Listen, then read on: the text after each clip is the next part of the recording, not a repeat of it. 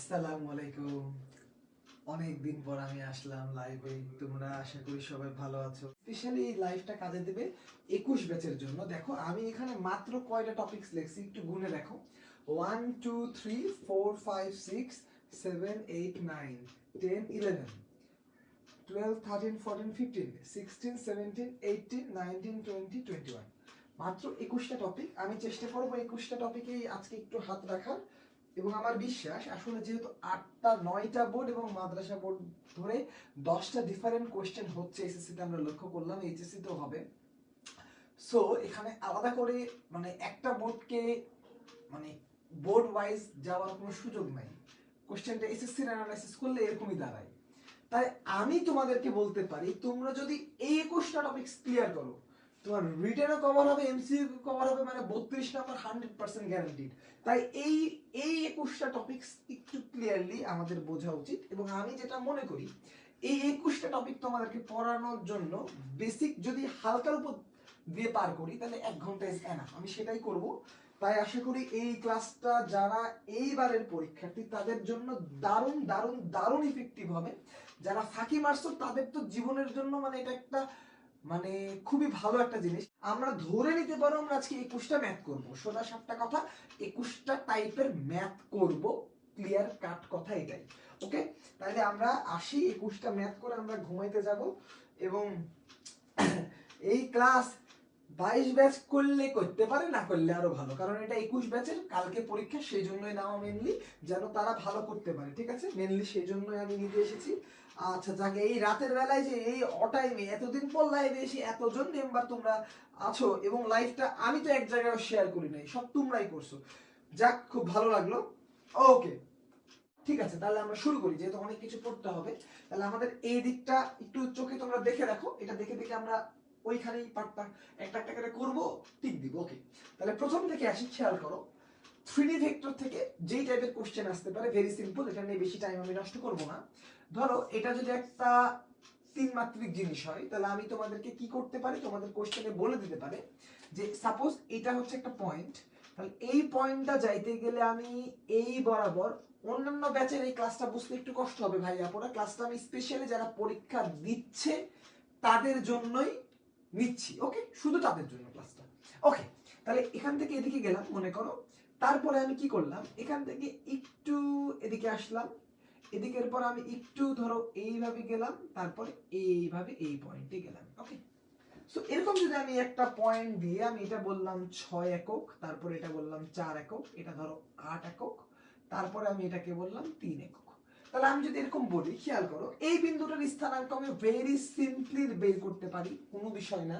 কারণ এক্স অক্ষ বরাবর জিনিসটা 6 একক গেছে, ধনাত্মক দিকে গেছে, আর কোনো এক্স অক্ষ নাই। সুতরাং এখানে আমি 6 লিখে দিব। ওয়াই অক্ষ বরাবর দেখো এদিকে এদিকে এদিকে একটাই 8 আছে উপরের ডিরেকশনে। কোন ডিরেকশনে? উপরের ডিরেকশনে। সুতরাং এখানে একটা 8 লিখে দিব।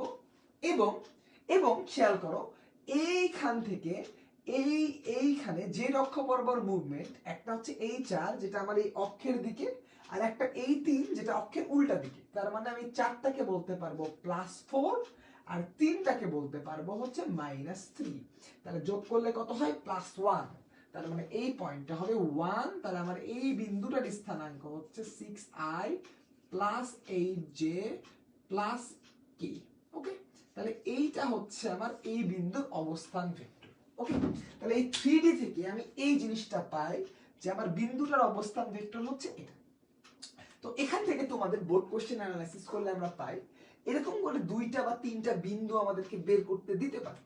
এবং এই 2টা বা 3টা বিন্দু যে আমাদেরকে বের করতে দিল, তারপরে আমাদেরকে বলতে পারে যে এই 2টা বা 3টা বিন্দুর মধ্যে কোন বিন্দু দুইটা নিকটবর্তী। সাপোজ আমি এখানে আরেকটা বিন্দু পেলাম, ধরো এই বিন্দুটা হচ্ছে 2i + 3j - k। সাপোজ আমি আরো একটা বিন্দু পাইলাম, এখানে বিন্দুটা কত? i + j + k। তাহলে আমি যদি এখন বলি এই 3টা বিন্দুর মধ্যে কোন 2টা বিন্দু নিকটবর্তী, তাহলে কি করতে হবে? এইটা থেকে এইটা বিয়োগ করতে হবে, এইটা থেকে এইটা বিয়োগ করতে হবে, এইটা থেকে এইটা বিয়োগ করতে হবে। তাহলে আমি 3টার মধ্যবর্তী দূরত্ব পাবো। এই 2টার বিয়োগ করব, এই 2টার বিয়োগ করব, এই 2টার বিয়োগ করব। আরেকবার বলি, খেয়াল করো, এটা থেকে এটা বিয়োগ করব, এটা থেকে এটা বিয়োগ করব, এটা থেকে এটা বিয়োগ করব। এটার একটা ভেক্টর পাবো, এটার একটা ভেক্টর পাবো, এটার একটা ভেক্টর পাবো। একটা ভেক্টরের মান বাইর করে কেমন করে, জাস্ট রুট করে। এটার ভেক্টরের মান কত, √6² প্লাস 8² প্লাস 1²। তাহলে এরকম করে আমি এই দুইটার বিয়োগ করে মান বের করব, এই দুইটার বিয়োগ করে মান বের করব, এই দুইটার বিয়োগ করে মান বের করব। ক্লিয়ার? এখন এই মানটা যে ভেক্টর দুইটার মধ্যে সর্বনিম্ন হবে তাদের বাসাগুলো সবচেয়ে বেশি কাছাকাছি। ওকে, তাহলে এই টাইপটা তোমরা বুঝতে পারছো নাকি একটু কমেন্ট করে জানাও। আমরা একটু পরের পার্টে চলে যাব। এটা আমার মনে হয় এবারকার জন্য একটু তেমন একটা বেশি ইম্পর্টেন্ট না। যেই জায়গাটা বেশি ইম্পর্টেন্ট আমরা সেই জায়গাটাতে চলে আসবো। ওকে, সেই জায়গাটাতে আমরা চলে আসি। এই জায়গাটা বুঝতে পারছো কিনা সেটা আমাকে একটু ওকে ক্লিয়ার জানিয়ে দিয়েছো। Good good good. তাহলে আমরা আসল জায়গাতে চলে যাই। যেটা ধরে নিতে পারো 10টা যদি কোশ্চেন হয় 8টাতেই থাকবে নদী, নৌকা ও বৃষ্টি, এই টাইপটা। ওকে, তাহলে আমরা প্রথমে যদি নদী নৌকাতে চলে যাই, এটা তোমরা করতে করতে করতে তো বুড়া হয়ে গেছো, তাই এটা নিয়ে বেশি টাইম না, খুবই সিম্পলি আমি কোশ্চেনে আসি। খেয়াল করো, প্রথমে যদি একটা কোশ্চেন খেয়াল করি, বলতেছে এটা একটা নদী, তাহলে এই নদীর এটা একটা বিন্দু এ, এইখান থেকে এর ঠিক অপোজিট বিন্দু এটা হচ্ছে বি, এবং এইখানকার এই একটা বিন্দু এটা হচ্ছে সি। তাহলে তিনটা বিন্দু আছে, খেয়াল করো, এ বি সি। প্রশ্ন বলতেছে যে নদীটার এ বি, এই এ বি হচ্ছে 1 কিলোমিটার, এ বি হচ্ছে 1 কিলোমিটার, এসি বরাবর আমি যাত্রা শুরু করলাম। খেয়াল করো, এসি বরাবর আমি যাত্রা শুরু করলাম, যেখানে এই অ্যাঙ্গেলটা হচ্ছে 30 ডিগ্রি। প্রশ্নে বলছে এসি বরাবর আমি যাত্রা শুরু করলাম, অ্যাঙ্গেলটা হচ্ছে এই অ্যাঙ্গেলটা হচ্ছে 30 ডিগ্রি। এখন প্রশ্নে যদি আমাকে বলে যে নদী পারাপার হওয়ার, ভালো করে খেয়াল করো প্রশ্নটা আমি লিখে দিই, নদী পার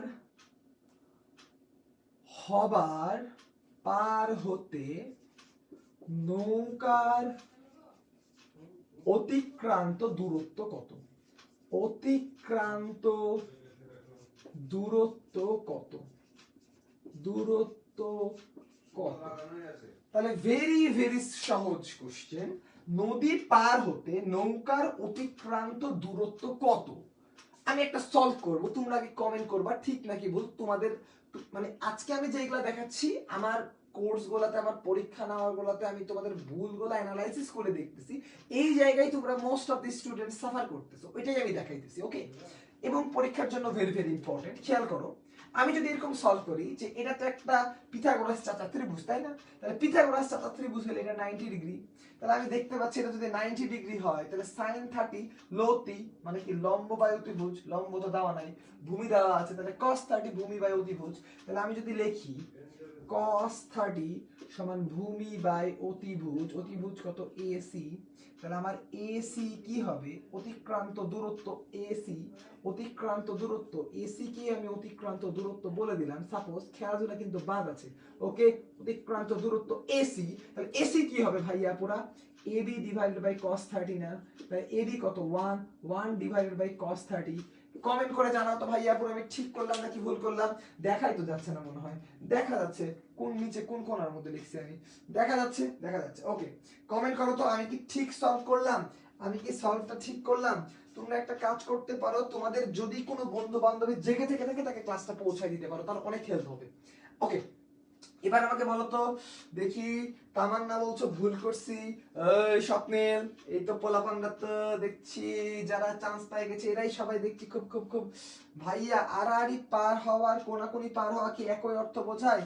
কোনোদিনই না। আড়াআড়ি মানে লম্বা লম্বি, একবারে স্ট্রেট ফরওয়ার্ড, আর কোনাকুনি মানে ব্যাকআপ হবে, দুইটা পুরোপুরি উল্টা জিনিস বোঝায়, একই জিনিস না। বুঝতে পারছি? কোনাকুনি না, আড়াআড়ি সোজাসুজি একই, বুঝতে পারছো? তাহলে আশা করা যায় লিও পোর্টার জেয়ার তুমি মনে হয় বুঝতে পারছো বিষয়টা। আচ্ছা, বাকিরা বাকিরা বাকিরা, আচ্ছা ওই স্বপ্নে এলে আবার কাদের মেনশন দে, দেখ লব্ধি দিয়ে গেছি বরাবর না, ইয়েস দ্য কারেক্ট অ্যান্সার। তার মানে কি, এই যে এই সলভটা অনেক জায়গায় তোমরা দেখবা ইহা একটি বিশাল বড় ভুল সলভ, এটি কোনো সলভ না। কারণ এখানে এসি বরাবর যাত্রা যদি নদীটা শুরু করে নৌকাটা, তাহলে সেই নৌকাটা এসি বরাবর না গিয়ে এই বরাবর মানে একটা বেঁকা বরাবর চলবে, কেননা স্রোত তো যদি এই বরাবর থাকে এই বরাবর পৌঁছাবে। ওকে, তাহলে আমার কোশ্চেনে যদি একটা স্রোত দিয়ে দিই, সাপোজ আমি যদি স্রোতের মান দিয়ে দিলাম 5 মিটার পার সেকেন্ড, সাপোজ আমি নৌকার বেগ ভি দিয়ে দিলাম 10 মিটার পার সেকেন্ড, তখন আমরা অঙ্কটা করতে পারবো। এই জিনিসটা ভেরি ভেরি ভেরি ইজি নিয়মে আমরা করতে পারবো। কেমন করে করতে পারবো খেয়াল করো। আমরা কি জানি ভাইয়া, পুরো আমরা জানি হচ্ছে যে টাইম বাইর করা যায় very easily D divided by V sine alpha দিয়ে। আলফা মানে কি, এই অ্যাঙ্গেলটা কত 60 ডিগ্রি, ভূমির সাথে কোণ। তাহলে ডি হচ্ছে 1 কিলোমিটার, মিটারে লিখলে 1000, ভি এর মান হচ্ছে 10 সাইন 60। তাহলে কি পেয়ে যেতাম আমরা, টি পেয়ে যেতাম। কি পেতাম, টি পেতাম। টি পাওয়ার পরে খেয়াল করো এই বরাবর ওর বেগটা নিশ্চয়ই এই ইউ আর এই ভি এর লব্ধি বেগ। তাহলে আমার টোটাল ডিসটেন্স ডি, ডিটা কি হবে root over U square plus V square into time. এই হলো আমার অ্যান্সার, শেষ। আর কিচ্ছু করার আমার দরকার নেই, খুবই সহজ। তাহলে আরেকবার একটু বুঝাই দিই, খেয়াল করো। টি আমরা বাইর করি d divided by V sine alpha দিয়ে, এস ইকুয়ালস টু ভিটি। তাহলে এস মানে উলম্ব বরাবর বেগ, উলম্ব বরাবর দূরত্ব, উলম্ব বরাবর বেগ ইনটু সময়। তাহলে ওইখান থেকে আমরা T pi D divided by V sine alpha.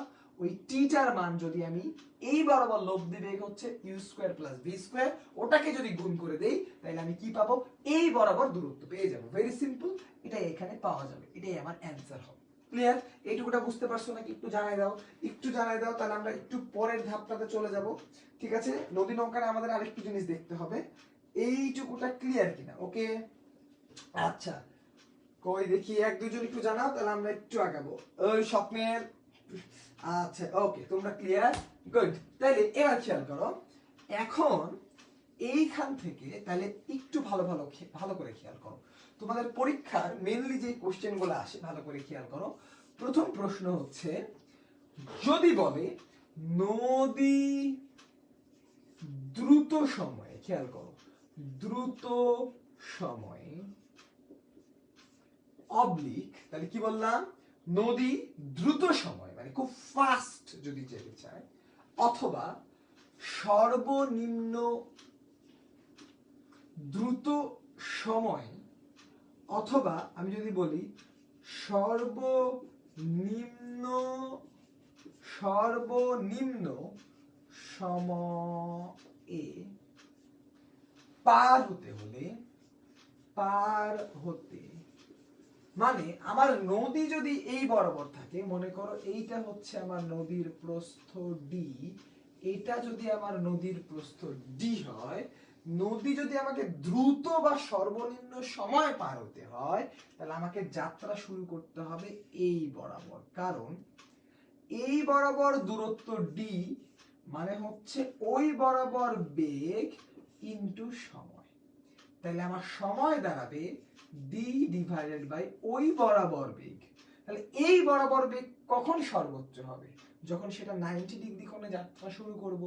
তাহলে এই বরাবর বেগ সর্বোচ্চ হতে গেলে আলফা হতে হবে 90 ডিগ্রি ফিক্সড। আলফা কত হতে হবে, 90 ডিগ্রি। মানে আমাকে যদি দ্রুত সময়ে বা সর্বনিম্ন সময় পার হতে হয় 90 ডিগ্রিতে যেতে হবে। আরেকটা কথা কি থাকতে পারে কোশ্চেনে, খেয়াল করো, আরেকটা কথা বলতে পারে কোশ্চেনে যে নদী সোজাসুজি, খেয়াল করো, সোজাসুজি অবলিক আড়াআড়ি অবলিক সর্বনিম্ন পথে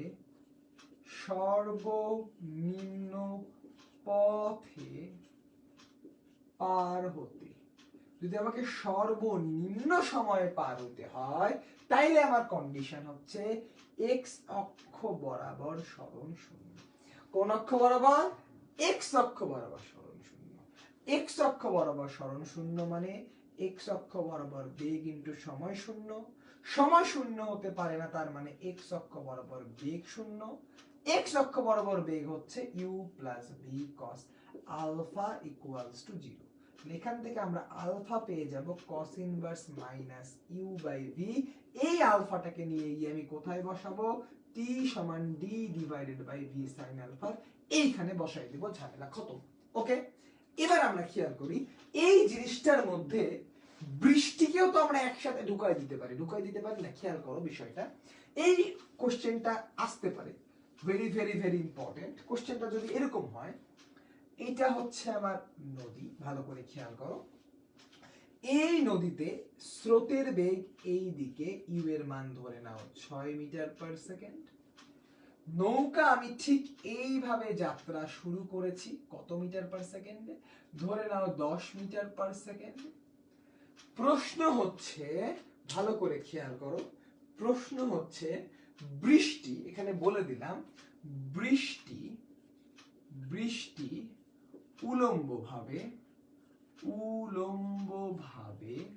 বৃষ্টি উলম্বভাবে 2 মিটার পার সেকেন্ড বেগে পতিত হচ্ছে, বেগে পড়ছে।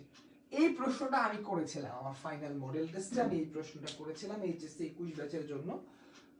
মোস্ট অফ দ্য স্টুডেন্টস এই প্রশ্নটা ভুল করেছে, তাই আমার মনে হয়েছে এই কোশ্চেনটা খুবই গুরুত্বপূর্ণ, খুবই গুরুত্বপূর্ণ। ভালো করে খেয়াল করো, তোমরা অনেকেই এই প্রশ্নটাতে যেই জায়গায় নিজেদেরকে গুলাই ফেলছো, সেটা কি? স্রোত এদিকে যাচ্ছে, নৌকা এদিকে যাচ্ছিল, মানে নৌকা এদিকে যাত্রা শুরু করছে। আরে বাবা, আমি যদি এমন করে সামনে সামনে আগাই, ভালো করে খেয়াল করো, আমি যদি এরকম করে সামনে আগাই, বৃষ্টি বৃষ্টি কি আমার এরকম করে আসবে নাকি রে ভাই? বৃষ্টি তো মাথার উপরে আছে, তাই না? এটা ত্রিমাত্রিক জিনিসের হলে এইটা একটা অক্ষে আছে, এটা আরেকটা অক্ষে আছে, বৃষ্টি কিন্তু আরেকটা অক্ষে পড়তেছে। ভালো করে খেয়াল করো, আমি এদিকে তাকাই, মনে করো স্রোত এদিকে যাচ্ছে, নৌকা এদিকে যাচ্ছে, বৃষ্টি পড়তেছে এদিকে। এটা হচ্ছে ঘটনা, এটা তোমাকে বুঝতে হবে। এখন বৃষ্টি বাঁকে কার জন্য? বৃষ্টি বাঁকে হচ্ছে বাতাসের জন্য। বৃষ্টি বাঁকে কার জন্য? বাতাসের জন্য। এখন এখানে প্রশ্ন ছিল বৃষ্টি থেকে বাঁচতে কত কোণে ছাতা ধরতে হবে? কত কোণে ছাতা ধরতে হবে? বৃষ্টি থেকে বাঁচতে কত কোণে ছাতা ধরতে হবে? খেয়াল করো, বৃষ্টি থেকে বাঁচতে কত কোণে ছাতা ধরতে হবে? Very simple. তাহলে খেয়াল করো, তাহলে আমার স্রোত এদিকে, আমার নৌকা এদিকে। এখন বৃষ্টিতে এরকম করে পড়তেছে, ওকে নড়াবে কি? ওকে নড়াবে হলো বাতাস। বাতাসটা কোন দিকে আসবে? আমার বেগের উল্টা দিকে। কোথায় আসবে? আমার বেগের উল্টা দিকে। তো তোমরা যে কাজটা করেছো, আমি একটু বলি আগে, তোমরা বলবা ঠিক নাকি ভুল। ওকে, আমি বললে সবাই খালি ভুল বলিস। তো বাতাস কি এই দিকে আসবে? বাতাস কি এই দিকে আসবে? একটু কমেন্ট করো তো ভাইয়া পুরা। বাতাস কি এই দিকে আসবে? ঠিক নদীর বেগের উল্টা দিকে কি বাতাস আসবে? একটু কমেন্ট করে জানাও তো। বাতাস কি ঠিক নদীর বেগের উল্টা দিকে আসবে? বাতাস কি ঠিক নদীর, মানে এই যে নৌকাটা যাচ্ছিল তার ঠিক উল্টা দিকে আসবে কি বাতাস? বাতাস কি ঠিক নৌকার বেগের উল্টা দিকে আসবে? একটু কমেন্ট করে জানাও তো ভাইয়া পুরা, যে বাতাস কি ঠিক নৌকার বেগের উল্টা দিকে আসবে? ঠিক নৌকার বেগের উল্টা দিকে কি বাতাস আসবে? একটু কমেন্ট করে জানাও তো ভাইয়া পুরা, আসবে কি? না না না, তোরা কি উত্তর শুনে নিয়ে আগেটাকে বলতেছিস নাকি? হ্যাঁ, এই কাম করিস না। তাহলে বাতাস কিন্তু ঠিক নৌকার বেগের উল্টা দিকে আসবে না, কারণ এই স্রোত আর এই নৌকার লব্ধি বরাবর না নৌকাটা যাবে। তাইলে এদিকে ছিল স্রোত, এদিকে হলো নৌকা, তাহলে এদের লব্ধিটা কাজ করবে কোন বরাবর? এর পেট বরাবর। তাহলে এই লব্ধির মান কি হবে? 90 ডিগ্রিতে যেহেতু আছে, এই লব্ধিটার মান হবে √10 স্কয়ার প্লাস 6 স্কয়ার। এটা কি হবে? এটা হবে লব্ধি। তাহলে এই লব্ধি বরাবর কি যাবে? নৌকা যাবে। তাহলে বাতাসটা আসবে কোন দিকে ভাইয়া পুরো খেয়াল করো, এই বরাবর বাতাস আসবে, এই সেম বেগে বাতাস আসবে। তাহলে এখন এই 3D ছবিটাকে যদি দ্বিমাত্রিকে আমরা কল্পনা করি, তাহলে জিনিসটা very very very very simple. আমার এই হলো আমার বৃষ্টি, বৃষ্টির বেগ হচ্ছে 2, আর এই হলো আমার বাতাস, বাতাসের বেগ হচ্ছে √136, মানে √136। তাহলে বৃষ্টি পাবা তুমি কোন দিকে পড়বা? বৃষ্টি পড়বে এই দুইটার লব্ধি বরাবর। তাহলে ছাতা ধরতে হবে কোথায়? এই অ্যাঙ্গেলে ছাতা ধরতে হবে। তাহলে ভেরি ভেরি সিম্পল, এটা হচ্ছে √136। তাহলে ছাতা ধরার অ্যাঙ্গেল tan থিটা সমান হবে লম্ব বাই ভূমি। তাহলে লম্ব কত? √136, ভূমি কত? 2। এই হলো আমাদের অ্যানসার। Very very simple. এই জায়গাটা ক্লিয়ারলি বুঝতে পেরেছো নাকি আমাকে একটু জানাও। কেননা এখানে বাতাস থাকার কারণে নৌকা যেদিকে যাচ্ছে ওই দিক বরাবর, মানে বৃষ্টি স্রোত থাকার কারণে নৌকা তো আর এইদিকে যাইতে পারবে না। নৌকা যেই দিকে যাবে, মানে নৌকার বেগটা স্রোতের কারণে পরিবর্তিত হবে। খেয়াল করো, নৌকার বেগ পরিবর্তিত হয়ে যে বেগটা হবে ওই বেগের জন্য বাতাস তৈরি হবে। শুধু নৌকার জন্য তো বাতাস তৈরি হবে না, তৈরি হবে কার জন্য? নৌকা এবং স্রোতের মিলিত বেগের উল্টা দিকে বাতাস আসবে। ক্লিয়ার? নৌকা এবং স্রোতের মিলিত বেগের উল্টা দিকে বাতাস আসবে এবং ওই বাতাসটা বৃষ্টিকে নড়াবে। ক্লিয়ার? এই জায়গাটা মাথার মধ্যে ঢুকছে নাকি আমাকে একটু জানাও তো ভাইয়েরা। এই জায়গাটা কি ক্লিয়ারলি বুঝতে পারছো? বুঝতে পারছো? Once again. আচ্ছা দেখি, ওয়ান্স এগেন দেখি আরেকবার তাইলে বলে দিই। খেয়াল করো, ইয়ার আসার কারণটা বুঝলাম না। খেয়াল করো, আমি বলি, ধরো আমি এখানে দাঁড়ায় আছি, এই যে আমি রাতুল, তাহলে আমার তো একটা জায়গা আছে, আমার আশেপাশে বাতাস আসে, তাহলে আমি কি করছি? আমি বাতাসের মধ্যে একটা জায়গা দখল করে আছি। তাহলে আমি যদি এরকম করে সামনে আগাই, তার মানে কি? আমি বাতাসের একটা জায়গা দখল করলাম। আমি যখন বাতাসের একটা জায়গা দখল করি, তখন সামনের দিক থেকে আমি যার জায়গাটা নিলাম, ওই বাতাসগুলা আমি যেই জায়গাটা পিছনে ছেড়ে দিয়েছি ওই জায়গাটা দখল করে নিতে আসে। ওই যে অনেক সময় মনে করো অনেকের ভূমিদস্যুরা বা অনেকে ওই জায়গাটা দখল করে না, দখল করে তো, তখন কি হয়? যাকে দখল করে নিল ওকে তো কোথাও যাইতে হবে। তো তুমি বাতাসের জায়গা দখল করে নিলে, বাতাস তোমার ছেড়ে দেওয়া জায়গাটা দখল করবে না। তো বিষয়টা হচ্ছে এরকম, মানে আমি যখন সামনে আগাই তখন বাতাস আমার উল্টা দিকে আসে। তাহলে আমি এদিকে যাওয়ার নিয়ত করছিলাম, মানে আমি মনে করছিলাম আমি তোমাদের দিকে যাব, আমার বউ আমার এদিকে টানতেছে, তাহলে আমি একটু এদিকে এরকম করে দেখে যাবো না? ভালো করে খেয়াল করতে দেখে যাবো না? বিষয়টা এটাই। খেয়াল করো, আমি তোমাদের দিকে যাত্রা শুরু করলাম, আমাকে আমার বউ এদিকে টানতেছে, তাহলে কি হবে? আমি এদিকের মাঝখানে বরাবর এরকম করে যাব। তাহলে আমি যেদিকে যাব বাতাস তার উল্টা দিকে আসবে। মানে সোজা সাপটা কথা, এই বেগটা নৌকার বেগ হবে না, লব্ধি বেগ হবে, কারণ বাতাস বেশি বেগে আসবে যদি নদীতে স্রোত থাকে। ক্লিয়ার? এই জায়গাটা এবার কি ক্লিয়ার? এবার তো জানাও ভাইয়া পুরো, এবার ক্লিয়ার কিনা? এবার কি ক্লিয়ার? এবার কি বুঝতে পারছো? ও মা, ঝড়ে চলে গেছে এরা, আবার বুঝতে পারতেছে না কেন রে ভাই? এ তো ভেক্টর হতে। ওকে, স্মিতা বলছে ক্লিয়ার, মাসুমা বলেছে ক্লিয়ার। ওকে, তাহলে আমরা ছিলাম কোন জায়গায়? ব্যাংকিং এ। বললাম h/x ছিল, কোনটা অনেক সময় বড় আসে, তাই আমি বললাম এইখান থেকে থিটার মানটা আগে বের করবা, আফটার দ্যাট এই থিটার মানটাকে টেনে বসায় v²rg বের করবা। ওকে, এই ছোট্ট জিনিসটা আমি বলছিলাম। ওকে, এই সিম্পল জিনিসটা আমি বলছি। ওকে, এবার লাইভ যদি আবার ইন্টারপ্রেট হয়ে যায় আমি তো তাও বুঝবো না।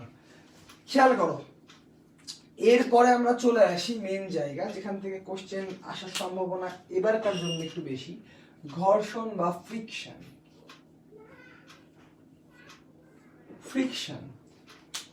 তো ঘর্ষণের জন্য আমরা যে জিনিসটা মনে রাখবো, খেয়াল করো, ঘর্ষণের জন্য ঘর্ষণের গুণাঙ্ক থাকে Fs। তাহলে Fs গুণাঙ্ক না, ঘর্ষণ বল, এটা হচ্ছে μs ইন্টু r। Fk এটা হচ্ছে μk ইন্টু r। তাইলে গুণাঙ্ককে যদি প্রতিক্রিয়া বল দ্বারা গুণ করি তাহলে আমরা ঘর্ষণের বলটাই স্ট্যাটিক, আবার গুণাঙ্ককে যদি গতীয় গুণাঙ্ককে যদি গুণ করি তাহলে কাইনেটিক বা গতীয় ঘর্ষণ গুণাঙ্কের মান পাই। এটা তোমরা জানো। তাহলে যেটা জানো সেটা নিয়ে আমরা অত মাথা না ঘামাই। তাহলে আমরা একটা ছবি দিয়ে দুইটা জিনিস আগে একটু ক্লিয়ার করি।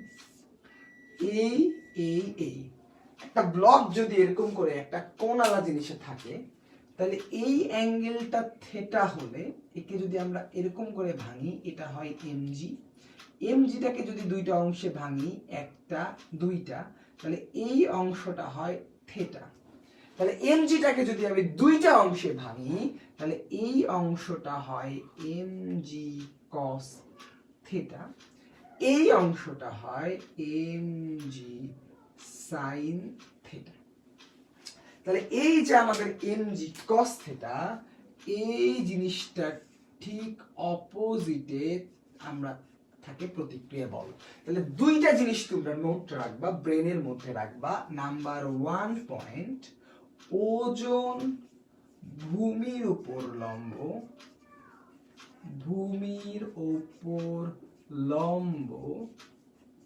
নাম্বার 2 প্রতিক্রিয়া বল, প্রতিক্রিয়া বল, প্রতিক্রিয়া বল তলের উপর লম্ব, তলের উপর লম্ব। তাহলে খেয়াল করো, ওজন এটা ভূমির উপরে লম্ব আর প্রতিক্রিয়া বলটা হচ্ছে তলের উপরে লম্ব। এই দুইটা হচ্ছে আমাদের ফান্ডামেন্টাল জিনিস। ওজন ভূমির উপরে লম্ব, প্রতিক্রিয়া বল তলের উপরে লম্ব, এই দুইটা আমাদের জিনিস মনে রাখতে হবে। ওকে, তাহলে আমরা এখন ছোটখাটো না, আমরা ডিরেক্ট একটা ম্যাথে চলে যাই, কারণ প্র্যাকটিক্যালি না করলে তোমরা পারবা না, পরীক্ষাটা কখনোই করতে পারবা না। তাহলে প্র্যাকটিক্যালি যদি আমরা করতে চাই তাহলে খেয়াল করো, এই প্র্যাকটিক্যালি যদি আমরা করতে চাই তাহলে জিনিসটা হবে এরকম। আমি বললাম যে এখানে একটা 100 কেজির বস্তু ছিল, 100 কেজি বস্তুটা ভালো করে খেয়াল করো, 100 কেজি বস্তুটা এখান থেকে ভালো করে যদি বলি, এই বস্তুটা এইখান থেকে এই দিকে যাচ্ছে। ওকে, তাহলে 100 কেজি ভরের বস্তুটা নিচের দিকে নামছে, ভালো করে বোঝো, 100 কেজি বস্তুটা নিচের দিকে নামছে। আমি এখন বললাম এই জায়গায় যে আমার মিউ এস এটার মান হচ্ছে 0.6, মিউ কে এটার মান হচ্ছে 0.4। এই দুইটা জিনিস আমি শুধু বলে দিলাম। আর একটা জিনিস বলে দিলাম তোমাকে, এই অ্যাঙ্গেলটা হচ্ছে 30 ডিগ্রি। আর প্রশ্ন হচ্ছে এই বস্তুটা যে নিচের দিকে নামছে, নিচের দিকে নামা অবস্থায় এই বস্তুটার ত্বরণ কত? প্রশ্ন হচ্ছে এই বস্তুটার নিচের দিকে ত্বরণ কত? ঠিক আছে, তাহলে আমি যদি একটু ছোট বাচ্চার মতো তোমাদেরকে একটা প্রশ্ন করি, তাহলে প্রশ্নটা যদি আমি এরকম করে করি, বলো তো বাবারা, এটা হলো জি, তাহলে এদিকে জি কাজ করছে, এটাকে যদি আমি এদিকে ভাঙি তাহলে এই অ্যাঙ্গেলটা যদি 30 ডিগ্রি হয় তাহলে এই বরাবর চলে যাবে জি cos 30। তাহলে এই বরাবর যদি জি cos 30 হয় তাহলে কি এ কি জি cos 30 হবে? একটু কমেন্ট করে জানাও তো, এ কি জি cos 30 হবে?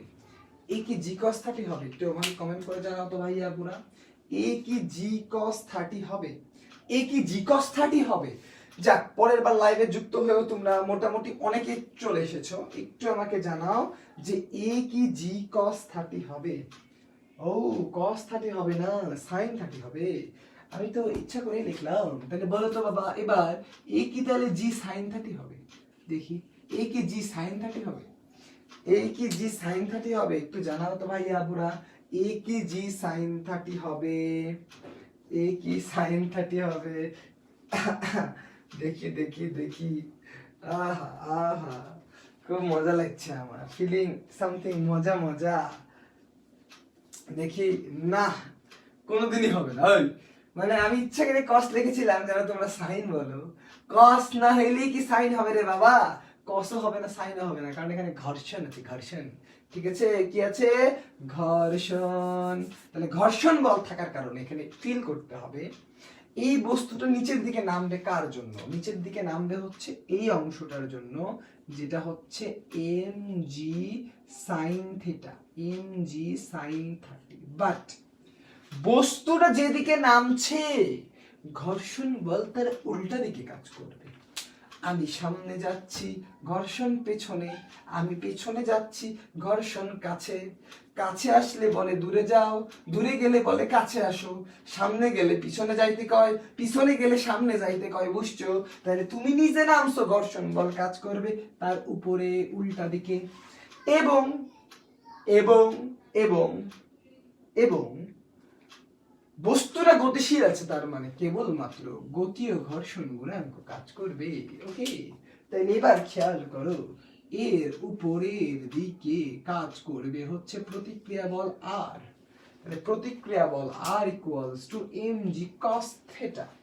ঠিক আছে, তাইলে এবার খেয়াল করো, এবার আমরা কি পাচ্ছি, তাহলে আর এর মান mg cos থিটা আমরা পেয়ে গেলাম।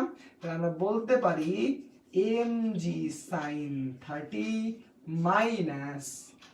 Minus mu into mg cos 30 equals to ma। তাহলে আমরা যদি এবার সুন্দর করে ঘাচাং করে এম এম এম কেটে দিই, তাহলে আমার এ চলে আসে। তাহলে এ দাঁড়াইলো কি, জি সাইন 30 মাইনাস 0.4 ইন্টু জি কস 30। ভেরি সিম্পল, এখানে ভেজালের কিছুই নাই। তাহলে যদি ফাইনালি উত্তর বাইর করি 4.9 মাইনাস 0.4 ইন্টু 9.8 ইন্টু কস 30, তাহলে ত্বরণ দাঁড়াবে 1.5 metre per second square. 1.5 metre per second square. Practically কিন্তু তাই হয়। কোনো একটা তলে যখন ঘর্ষণ থাকে, তুমি যদি কোনো একটা বস্তুকে ছেড়ে দাও, বা অনেক সময় তোমাদের যে ইরেজার গোলা আছে না, একটা ইরেজার গোলাকে তুমি যদি একটা বইকে সিম্পলি বাঁকাও, তুমি যদি একটা বইকে সিম্পলি এরকম বাঁকায় রাখো, আমি কলম ছাড়ছি, সে কিন্তু পড়ে যায়। একটা রাবার রেখো তো দেখো সে পড়ে না, কারণ তার ঘর্ষণ বলের মানটা বেশি। তাই সিম্পলি কথা কি, এই অঙ্কগুলো সিম্পল, এই জিনিসই আসবে, এর থেকে কঠিন জিনিস আসে না পরীক্ষায়। আবার বলতেছি, দুইটা জিনিস মনে রাখবা, প্রতিক্রিয়া বল তলের উপরে লম্ব, আর ওজন কার উপর লম্ব, ভূমির উপর লম্ব। তারপর বস্তুটা নিচে গেলে ঘর্ষণ বল উপরে, বস্তুটা উপরে গেলে ঘর্ষণ বল নিচে। সিম্পল, এখানে আর কিচ্ছু করার নাই। ওকে, তাহলে এই জায়গাটা বুঝতে পারছো নাকি? একটু কমেন্ট করে জানাও, কমেন্ট দেখলে তাও লাইভ টাইপ ডিসকানেক্ট হয়ে গেলে বুঝতে পারবো। তাহলে আমাকে একটু জানাও, ইকুয়েশনটা আরেকবার বলেন ভাইয়া। ইকুয়েশনটা তো খুবই সিম্পল, খেয়াল করো, নিচের দিকে কাজ করছে mg sin থিটা, এইদিকে কে কাজ করবে? আর তো কেউ নাই, তাহলে ওদিকে কাজ করতে পারবে একমাত্র ঘর্ষণ বল F কে। তাহলে ঘর্ষণ বল F কে মানে কি? F কে মানে হচ্ছে মিউ কে ইনটু আর। তাহলে এই দেখো মিউ কে, এই দেখো আর, তাহলে এই দুইটার লব্ধি কি? Summation F equals to ma। তাহলে summation F equals to ma, এইটুকুটা হচ্ছে আমার summation F, R M A কোনটা? এই যে ma। ভেরি সিম্পল, এখানে কোনো ঝামেলা নাই। ক্লিয়ার? বুঝতে পারছো? একটু জানাও তো ভাইয়া পুরা ক্লিয়ার কিনা। ভাইয়া এখানে কি গতিশীল হবে বস্তুটি? তাই নাকি? এখানে কি গতিশীল না হওয়ার কোনো প্রশ্ন আছে নাকি? দেখি তো। আচ্ছা দেখি তো, এটাই তো জানতে চাচ্ছিলাম রে ভাইয়ারা, এখানে তো জানতে চাচ্ছিলাম, এখানেই তো খেলা আছে। এটাই তো খেলা ছিল রে বাবা, আমার তো কাজই তাই, নাটক না করলে মজা লাগে।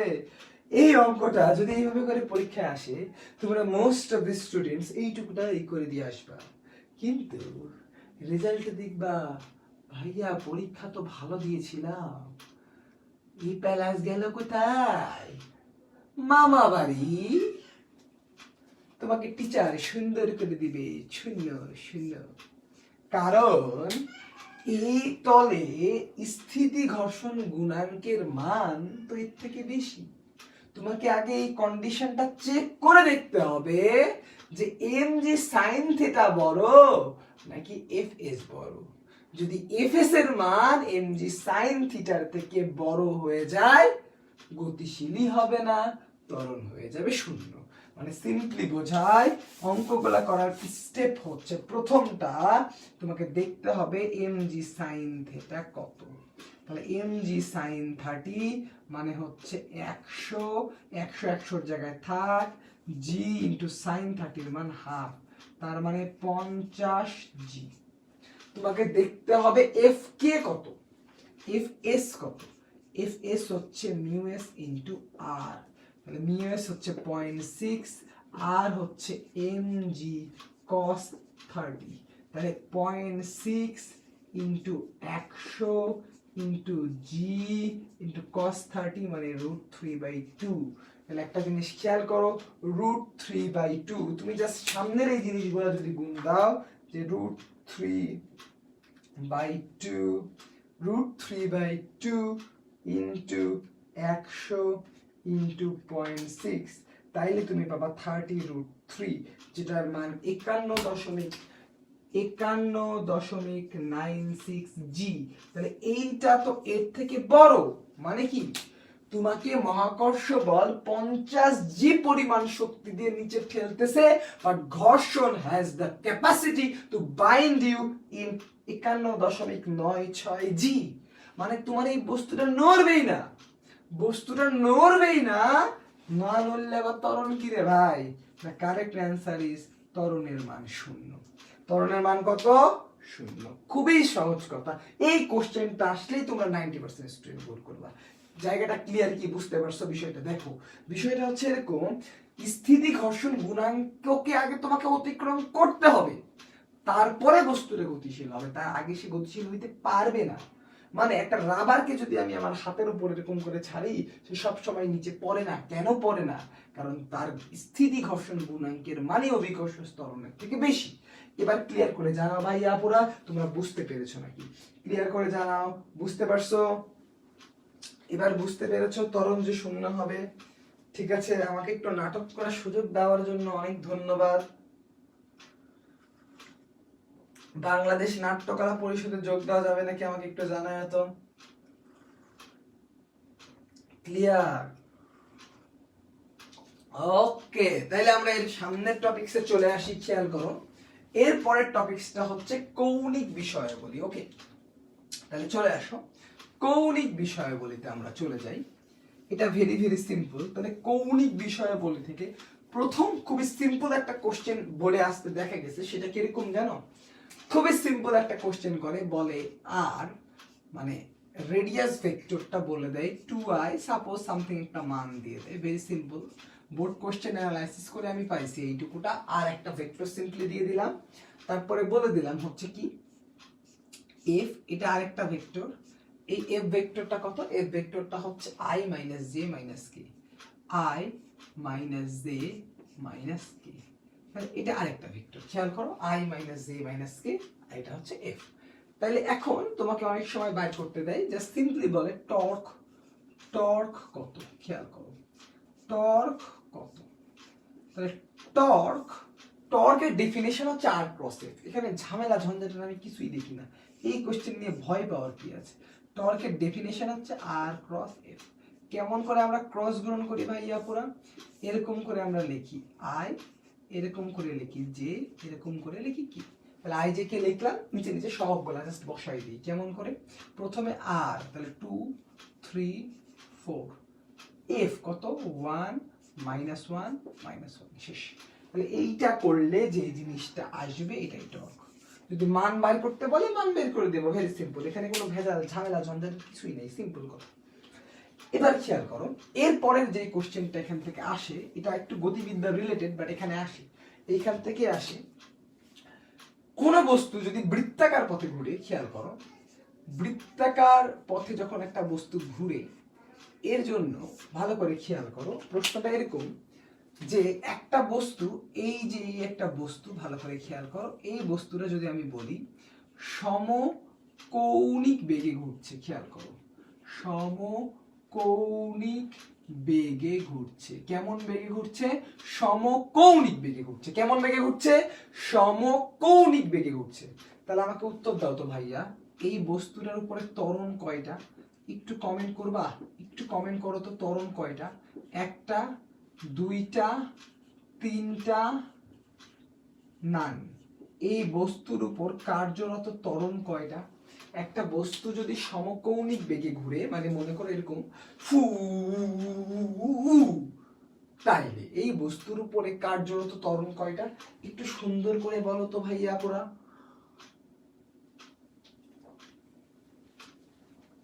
ত্বরণ কয়টা? ত্বরণ কয়টা? বস্তুর উপর কার্যরত ত্বরণ কয়টা? দেখি, তামান্না বলছো নাই, আর অর্পণ বলছো ডি, মানে কোনটাই না। রায়হান বলছো একটা, সামিহা বলছো একটা, একটা একটা 100% একটা। ওকে, একটা। ত্বরণ কয়টা? একটা। দুইটা ত্বরণ হবে কই থেকে রে ভাই? কেবলমাত্র একটাই ত্বরণ কাজ করবে এর উপরে, সেই ত্বরণটার নাম হচ্ছে কেন্দ্রমুখী ত্বরণ। কে কাজ করবে? কেন্দ্রমুখী ত্বরণ। কেন্দ্রমুখী ত্বরণ কে কাজ করবে? কেন্দ্রমুখী ত্বরণ। কেন্দ্রমুখী ত্বরণের রাশিমালা কি? ভি স্কোয়ার বাই আর অথবা ওমেগা স্কোয়ার আর, যেটা তোমার মন চায় তুমি সেটা বলো, কোনো প্রবলেম নাই। তাহলে সমকৌণিক বেগ, এই ওয়ার্ডটা আই রিপিট এগেইন, সমকৌণিক বেগ। কেমন বেগ? সমকৌণিক বেগ যদি হয় তাহলে জিনিসটা কি হবে? সমকৌণিক বেগ হইলে ত্বরণ একটা। ভালো করে খেয়াল করো, সমকৌণিক বেগ হলে এইটা। ক্লিয়ার? এবার যদি আমি বলি সমকৌণিক বেগ, বললাম না, আমি কি বললাম ভালো করে খেয়াল করো।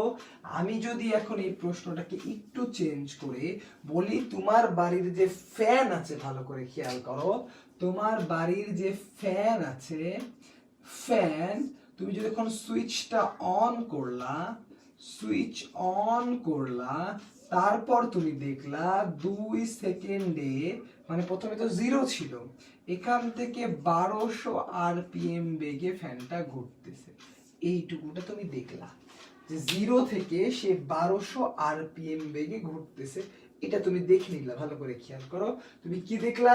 যে সেটা 1200 আরপিএম বেগে ঘুরতেছে, এটা তুমি দেখতে পারলা। কিন্তু ওকে, দেখতে পারলা 1200 আরপিএম বেগে ঘুরতেছে? পাইলা? হ্যাঁ নাকি না বলো তো? দেখতে পাইলে তো? ওকে।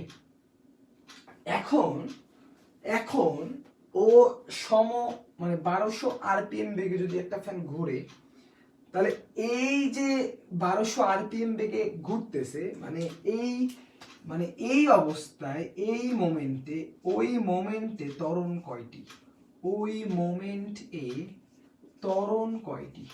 ত্বরণ কয়টি মানে ওই 2 সেকেন্ড পরে, আফটার 2 সেকেন্ড, মানে 2 সেকেন্ডে যে সে 1200 আরপিএম বেগটা প্রাপ্ত হচ্ছে, ওই টাইমে ওর ত্বরণ কয়টা? এবার একটু কমেন্ট করো তো ভাইয়া পুরা। এবার এই টাইমে তার ত্বরণ কয়টা? এই টাইমে তার ত্বরণ কয়টা? 1টা 2টা 3টা 4টা। এই টাইমে তার উপরে ত্বরণ কয়টা? একটু বলো তো, কয়টা ত্বরণ কাজ করতেছে এই টাইমে? ওর উপরে কয়টা ত্বরণ কাজ করতেছে? দেখি, রায়হান বলছো একটা, শোভন বলছো 2টা, তারপরে 1টা 2টার মারামারি, তানভীর বলছো 2টা। এবার আমি উত্তর দিয়ে দিই, দ্য কারেক্ট অ্যান্সার ইজ 2টা। কারণ এখন কিন্তু ফ্যানটা ধীরে ধীরে বেশি বেগ প্রাপ্ত হচ্ছে, তার মানে তার একটা কৌণিক ত্বরণ আছে। তার কি ত্বরণ আছে খেয়াল করো? একটা কৌণিক ত্বরণ আছে। আই রিপিট, কি ত্বরণ আছে? কৌণিক ত্বরণ আছে। আবার সে যেহেতু ওই টাইমে একটা বৃত্তাকার মোশন মিন করতেছে, তার একটা কেন্দ্রমুখী ত্বরণ আছে। তাহলে তখন কেন্দ্রমুখী ত্বরণ আছে, কৌণিক ত্বরণ আছে, আরো একটা ত্বরণ আছে, সেটাকে কি বলবো? সেটাকে বলবো রৈখিক ত্বরণ। তাই এখানে ত্বরণ 2টাও না, একটাও না, উত্তর হচ্ছে 3টা 3টা 3টা 3টা 3টা 3টা। কি কি নাম? রৈখিক ত্বরণ, কৌণিক ত্বরণ, কেন্দ্রমুখী ত্বরণ। রৈখিক ত্বরণ, কৌণিক ত্বরণ, কেন্দ্রমুখী ত্বরণ। কি কি বললাম? 1 নাম্বার হচ্ছে রৈখিক ত্বরণ, 2 নাম্বার হচ্ছে কৌণিক ত্বরণ, 3 নাম্বার হচ্ছে কেন্দ্রমুখী ত্বরণ। কেন্দ্রমুখী ত্বরণ, এই 3টা ত্বরণ থাকবে। এখন ঘটনাটা হচ্ছে, খেয়াল করো, রৈখিক ত্বরণ কাজ করে স্পর্শক বরাবর, আর কেন্দ্রমুখী ত্বরণ কাজ করে হচ্ছে কেন্দ্র বরাবর। এই 2টা একই টাইপের একটা ত্বরণ, তাই এই 2টা লব্ধি করা যায়। রৈখিক এবং কেন্দ্রমুখী ত্বরণের লব্ধি করা যায়, কিন্তু ওর সাথে আবার কৌণিকের লব্ধি করা যায় না। ওকে, ওর সাথে কিন্তু কৌণিকের লব্ধি করা যায় না। তাহলে কি করতে হবে আমাদেরকে? খেয়াল করো, আমাদেরকে 2 সেকেন্ডে 1200 আরপিএম, আরপিএম মানে রোটেশন পার মিনিট, তাহলে 1 মিনিটে 1200 বার ঘোরে। এইখান থেকে আমাদেরকে প্রথমে আলফা বের করে নিয়ে আসতে হবে। তাহলে আলফা আমরা কেমন করে বের করে নিয়ে আসতে পারি?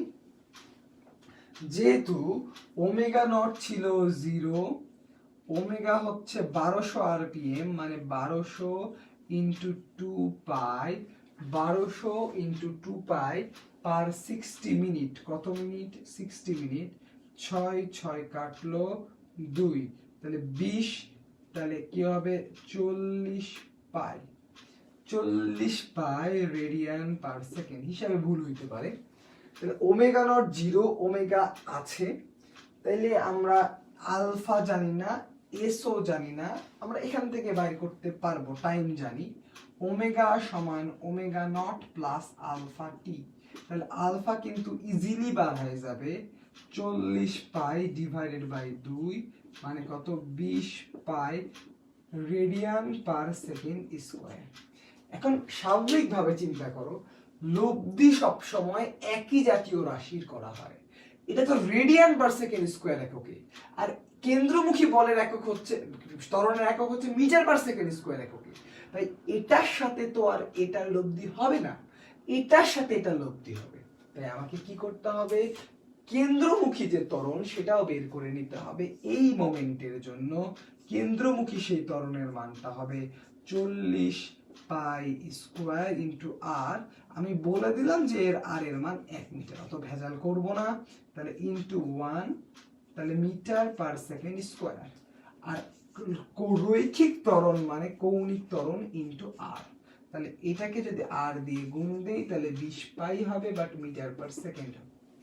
এখন এই দুইটা ত্বরণ আমার আছে, একটা হচ্ছে ট্যানজেনশিয়াল ত্বরণ আর একটা সেন্ট্রিপিটাল ত্বরণ, মানে একটা স্পর্শক বরাবর আর একটা কেন্দ্র বরাবর। তাহলে আমি খুব সহজ করে যদি আমি বলি, এই যদি আমার পিকচার হয়, এই বরাবর কাজ করছে কেন্দ্রমুখী ত্বরণ, এই বরাবর কাজ করছে স্পর্শীয় ত্বরণ।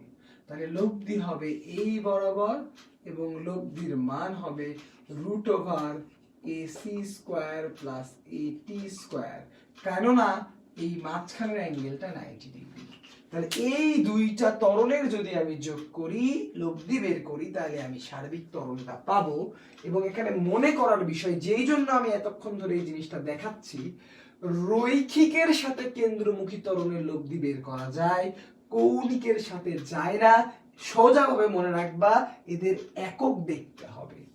যোগ সব সময় গরুর সাথে গরু করা যায়, গরুর সাথে গাধাকে করা যায় না। মুরগির সাথে মুরগি করা যায়, ডিমের সাথে ডিম করা যায়, মুরগির সাথে ডিম কখনো যোগ করা যায় না। বুঝতে পারছো? ক্লিয়ার এই জিনিসটা? একটু জানাও ভাইয়ারা এই জায়গাটা ক্লিয়ার কিনা। ওকে, এই জায়গাটা কি ক্লিয়ার? একটু কমেন্ট করে জানাও ভাইয়ারা এই জায়গাটা ক্লিয়ার কিনা। ওকে, এই জায়গাটা কি ক্লিয়ার?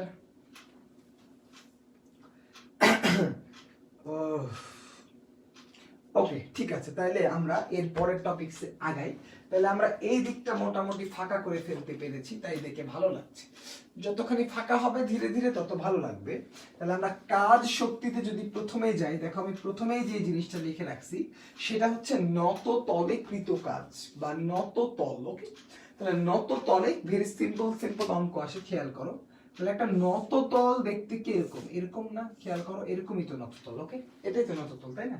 তাহলে এটা যদি আমার একটা নত তল হয়, এটা যদি আমার অ্যাঙ্গেল হয় থিটা, তাহলে আমি যদি একটা বস্তুকে এম ভরের একটা বস্তুকে যদি এখন নিয়ে যাই এখান থেকে, মনে করো এটা আমার একটা এম ভরের বস্তু, তাহলে এম ভরের বস্তুকে যদি আমি এই তল বরাবর এখন সুন্দর করে টেনে টেনে এদিকে নিয়ে যাই, তাহলে প্রশ্নে বলবে যে এইটুকুটা জায়গা যদি এস হয়, তাহলে এই বস্তুটাকে এখান থেকে এই পর্যন্ত নিয়ে যাইতে কৃত কাজ কত? তাহলে আমার মনে হয় না এখানে নিয়ে তেমন উদ্বিগ্ন হওয়ার দরকার আছে, কারণ আমি সহজ করে বলবো কৃত কাজ W সমান mgh। এইচ এর পরিচয় হচ্ছে উলম্ব সরণ। কোন বরাবর সরণ? উলম্ব সরণ। তাহলে আমরা যদি জানি এস, যার সাথে কোনটাকে বলা হয় ভূমি, উলম্ব বরাবর মানে হচ্ছে এস ইন্টু সাইন থিটা। তাহলে আমরা বলে দিতে পারি W সমান mgs ইন্টু সাইন থিটা। তো আমি কখনোই কাউকে সূত্র মনে রাখতে বা মুখস্থ করতে বলি না, কারণ আমি ফোকাস করি ফিলিংস এর উপর। আমি যদি কোশ্চেন করতে গিয়ে এইখানে থিটা দিয়ে দিতাম বা আলফা বলে দিই, তাইলে কিন্তু আর সাইন থিটা হবে না, তখন কিন্তু আবার বলতে হবে mgs cos আলফা। তাই সূত্র মুখস্থ না করে আমরা ফিল করব হোয়াট ইজ এইচ। এইচটা কি? উলম্ব উচ্চতা। কি? উলম্ব উচ্চতা। ক্লিয়ার? তাহলে এই জায়গার কোশ্চেনটাও আমরা করতে পারবো, কোনো প্রবলেম হবে না। এবার আমরা যদি এর পরের পার্টটাতে আগাই, নততলে যদি ঘর্ষণ দিয়ে দিই, তাহলেও আমার মনে হয় না তোমাদের জন্য তেমন একটা প্রবলেম হবে। নততলে যদি আমি একটা ঘর্ষণ দিই, তাহলে জিনিসটা এরকম দাঁড়াবে, এই নততলে যদি আমরা একটা ঘর্ষণ দেওয়ার চেষ্টা করি, তাইলে এই খাচাং খাচাং খাচাং খাচাং খাচাং খাচাং খাচাং খাচাং খাচাং, তাহলে এই যে নততল, এখানে যদি একটা ঘর্ষণ থাকে, তাহলে খেয়াল করো, তাহলে এখন কিন্তু আমার কাজটা টোটাল দুই ভাগে ভাগ হবে। খেয়াল করো, তাহলে আমার মোট কাজ, তাহলে কাজের মোট ইকুয়ালস টু হবে কাজ ডিভাইডেড বাই ঘর্ষণ প্লাস কাজ, মোট কাজ সমান ঘর্ষণ দিয়ে কৃত কাজ প্লাস আর কি দিয়ে কাজ করতে পারো ভাইয়া, পরে কি দিয়ে কাজ করা যায়, আর একটা হচ্ছে গ্র্যাভিটি। তাহলে এই দুইটা জিনিসের কাজের যোগফল এখন হবে মোট কাজ, আর কিছুই না। তাহলে গ্র্যাভিটি দ্বারা কাজ কত, একটু আগে বাইর করছি, mgh। ঘর্ষণ দ্বারা কাজ কত, গতীয় ঘর্ষণ গুণাঙ্ক Fk ইনটু S। এই দুইটা যদি আমি যোগ করি, তাহলে আমি মোট কাজ পাবো। সোজা বাংলা কথায়, এত পেঁচালের কিছু নাই এখানে, ভেরি সিম্পল। ওকে, তাহলে আমরা এটাও পারলাম, এটাও পারলাম। কুয়া চৌবাচ্চা নিয়ে বেশি কথা আমি বলবো না, ইউটিউবে আমার ইন ডিটেলস অনেক ভিডিও আছে, মানে একটা ভিডিওতেই সব ক্লিয়ার করা আছে কুয়া চৌবাচ্চা। ছোট্ট একটা কথা বলি, এক লাইনে যেন তোমরা উত্তর করতে পারো। একটা কুয়া মানে একটা চৌবাচ্চা যদি তোমাকে খালি করতে হয়, তাহলে যদি আমি একটা চৌবাচ্চা খালি করি, চৌবাচ্চা যদি আমি খালি করি, তাহলে আমাকে কি করতে হবে খেয়াল করো। একটা চৌবাচ্চা যদি আমাকে খালি করতে হয়, তাহলে সাপোজ একটা চৌবাচ্চার এই হাইট পর্যন্ত পানি আছে, তাহলে আমাকে কিন্তু এই পর্যন্ত পানি তুলতেই হবে। তারপরে আমার এই নলের কখনো এইটুকুটা হাইট বলে বিবেচিত হবে, কখনো এই পুরাটা হাইট বলে বিবেচিত হবে। তাহলে আমরা আমাদের হাইটের গড় যে বাইর করতে হয়, এইটা হচ্ছে আমার ইনিশিয়াল হাইট, এইটা হচ্ছে আমার ফাইনাল হাইট। তাহলে আমার এইচ কি হবে, initial height plus final height divided by 2। ঠিক আছে? বা আরো সোজা করে যদি আমি একটা জিনিস দিয়ে বলি, তাহলে আমরা হিসাব করতে পারি খালি অংশ প্লাস ভরা অংশ ডিভাইডেড বাই 2। সিম্পল। এইটা করলেও হবে, এটা করলেও হবে, দিয়ে আমরা mgh করেই কৃত কাজটা বের করে ফেলতে পারবো। ডাব্লিউ কত, mgh। কুয়ার অঙ্ক আরো ডিটেলসে ফিলিংস দেওয়া আছে, ইউটিউবে ফ্রিতে অ্যাভেলেবল আছে, তোমরা দেখে নিও। এটা নিয়ে আর আমরা না যাই। কাজ শক্তি উপপাদ্য, এই জায়গাটা আমার মনে হলো পরীক্ষার জন্য ভেরি ভেরি ইম্পর্টেন্ট। কাজ শক্তি উপপাদ্য খুবই খুবই খুবই গুরুত্বপূর্ণ। দেখো এখান থেকে একটা সমস্যা না, খুবই ভালো একটা প্রশ্ন হচ্ছে এরকম। দেখো প্রশ্নটা যদি আমি এরকম করে নেই, এই দেখো এটা হচ্ছে একটা পিরেক, কি এটা, পেরেক। এটা কি ভাইয়া পোড়া, এটা হচ্ছে পেরেক, পেরেক, এটা কি পেরেক। এবং এর উপরে এই একটা কি জানি একটা পড়লো উপর থেকে, কোত্থেকে পড়লো, উপর থেকে পড়লো। খেয়াল করো, তাহলে এই প্রেক, এই বস্তুটার ভরও এম, আবার আমি বলতেছি প্রেকের ভরও এম। তাহলে স্বাভাবিক কথা, এই প্রেকটা যদি মাটির উপরে, প্রেকের উপরে ওটা পড়লে প্রেকটা নিশ্চয়ই এক্স গভীরতায় ঢুকে যাবে।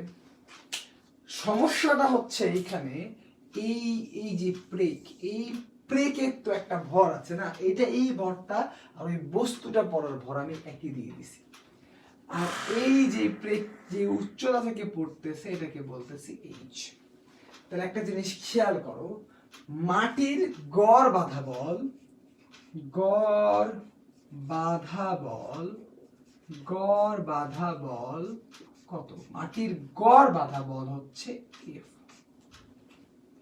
তাহলে মাটির গড় বাধা বল যদি এফ হয়, মাটির গড় বাধা বল এটা যদি এফ হয়, তাইলে খেয়াল করো এখানে এই টোটাল জায়গায় কাজটা কত হচ্ছে, এম জি।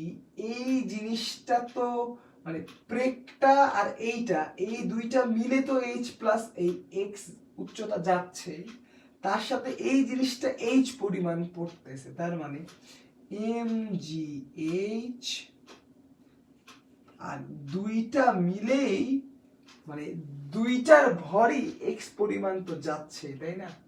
তাহলে এই এম জি এইচ এর সাথে এক্সটা তো আমাকে যোগ করতে হবে, মানে এই এই জিনিসটা তো এইচ উচ্চতা পরিমাণ নিচে নামছে, এর উপরে পড়তেছে, দিয়ে তারা এর সাথে টাচ করলো, টাচ করার পর তারা মিলিত ভাবেই কিন্তু এক্স গভীরতায় গেল, তাই না? তাইলে ভালো করে বুঝি, এম জি এইচ এটা হচ্ছে এর দ্বারা কাজ, এটা যখন মিলে গেল তখন হয়ে গেল 2m, তাহলে 2m জি এক্স। এইটা হচ্ছে এই দুইজন মিললো, তারপরে তারা এক্স দূরত্ব গেল, সেইটার কাজ। তাহলে খেয়াল করো, এই পর্যন্ত হচ্ছে এইচ, মিলে তারা এক্স দূরত্ব গেল, সেটা হচ্ছে এক্স। তাহলে m g h plus m g x, মানে অনেক সময় তোমরা এরকম করে লিখে অভ্যস্ত, খেয়াল করো, m g h plus x plus m g x. তো আলটিমেটলি কি আমি আলাদা কোনো জিনিস লিখছি রে ভাই? একই তো জিনিস। এইটা হচ্ছে উপরের বস্তুটা, এটা হচ্ছে নিচের প্রেকটা। তো অনেক সময় প্রেকের ভরটা দেওয়া থাকে না, বাট এখানে দিয়ে দিয়েছি এম, তখন তোমাকে এটা ইউজ করতে হবে। এটা সমান যদি আমরা এফ গড় বাধা বল ইনটু এক্স দেই, তাহলে আমরা এফ বের করতে পারবো।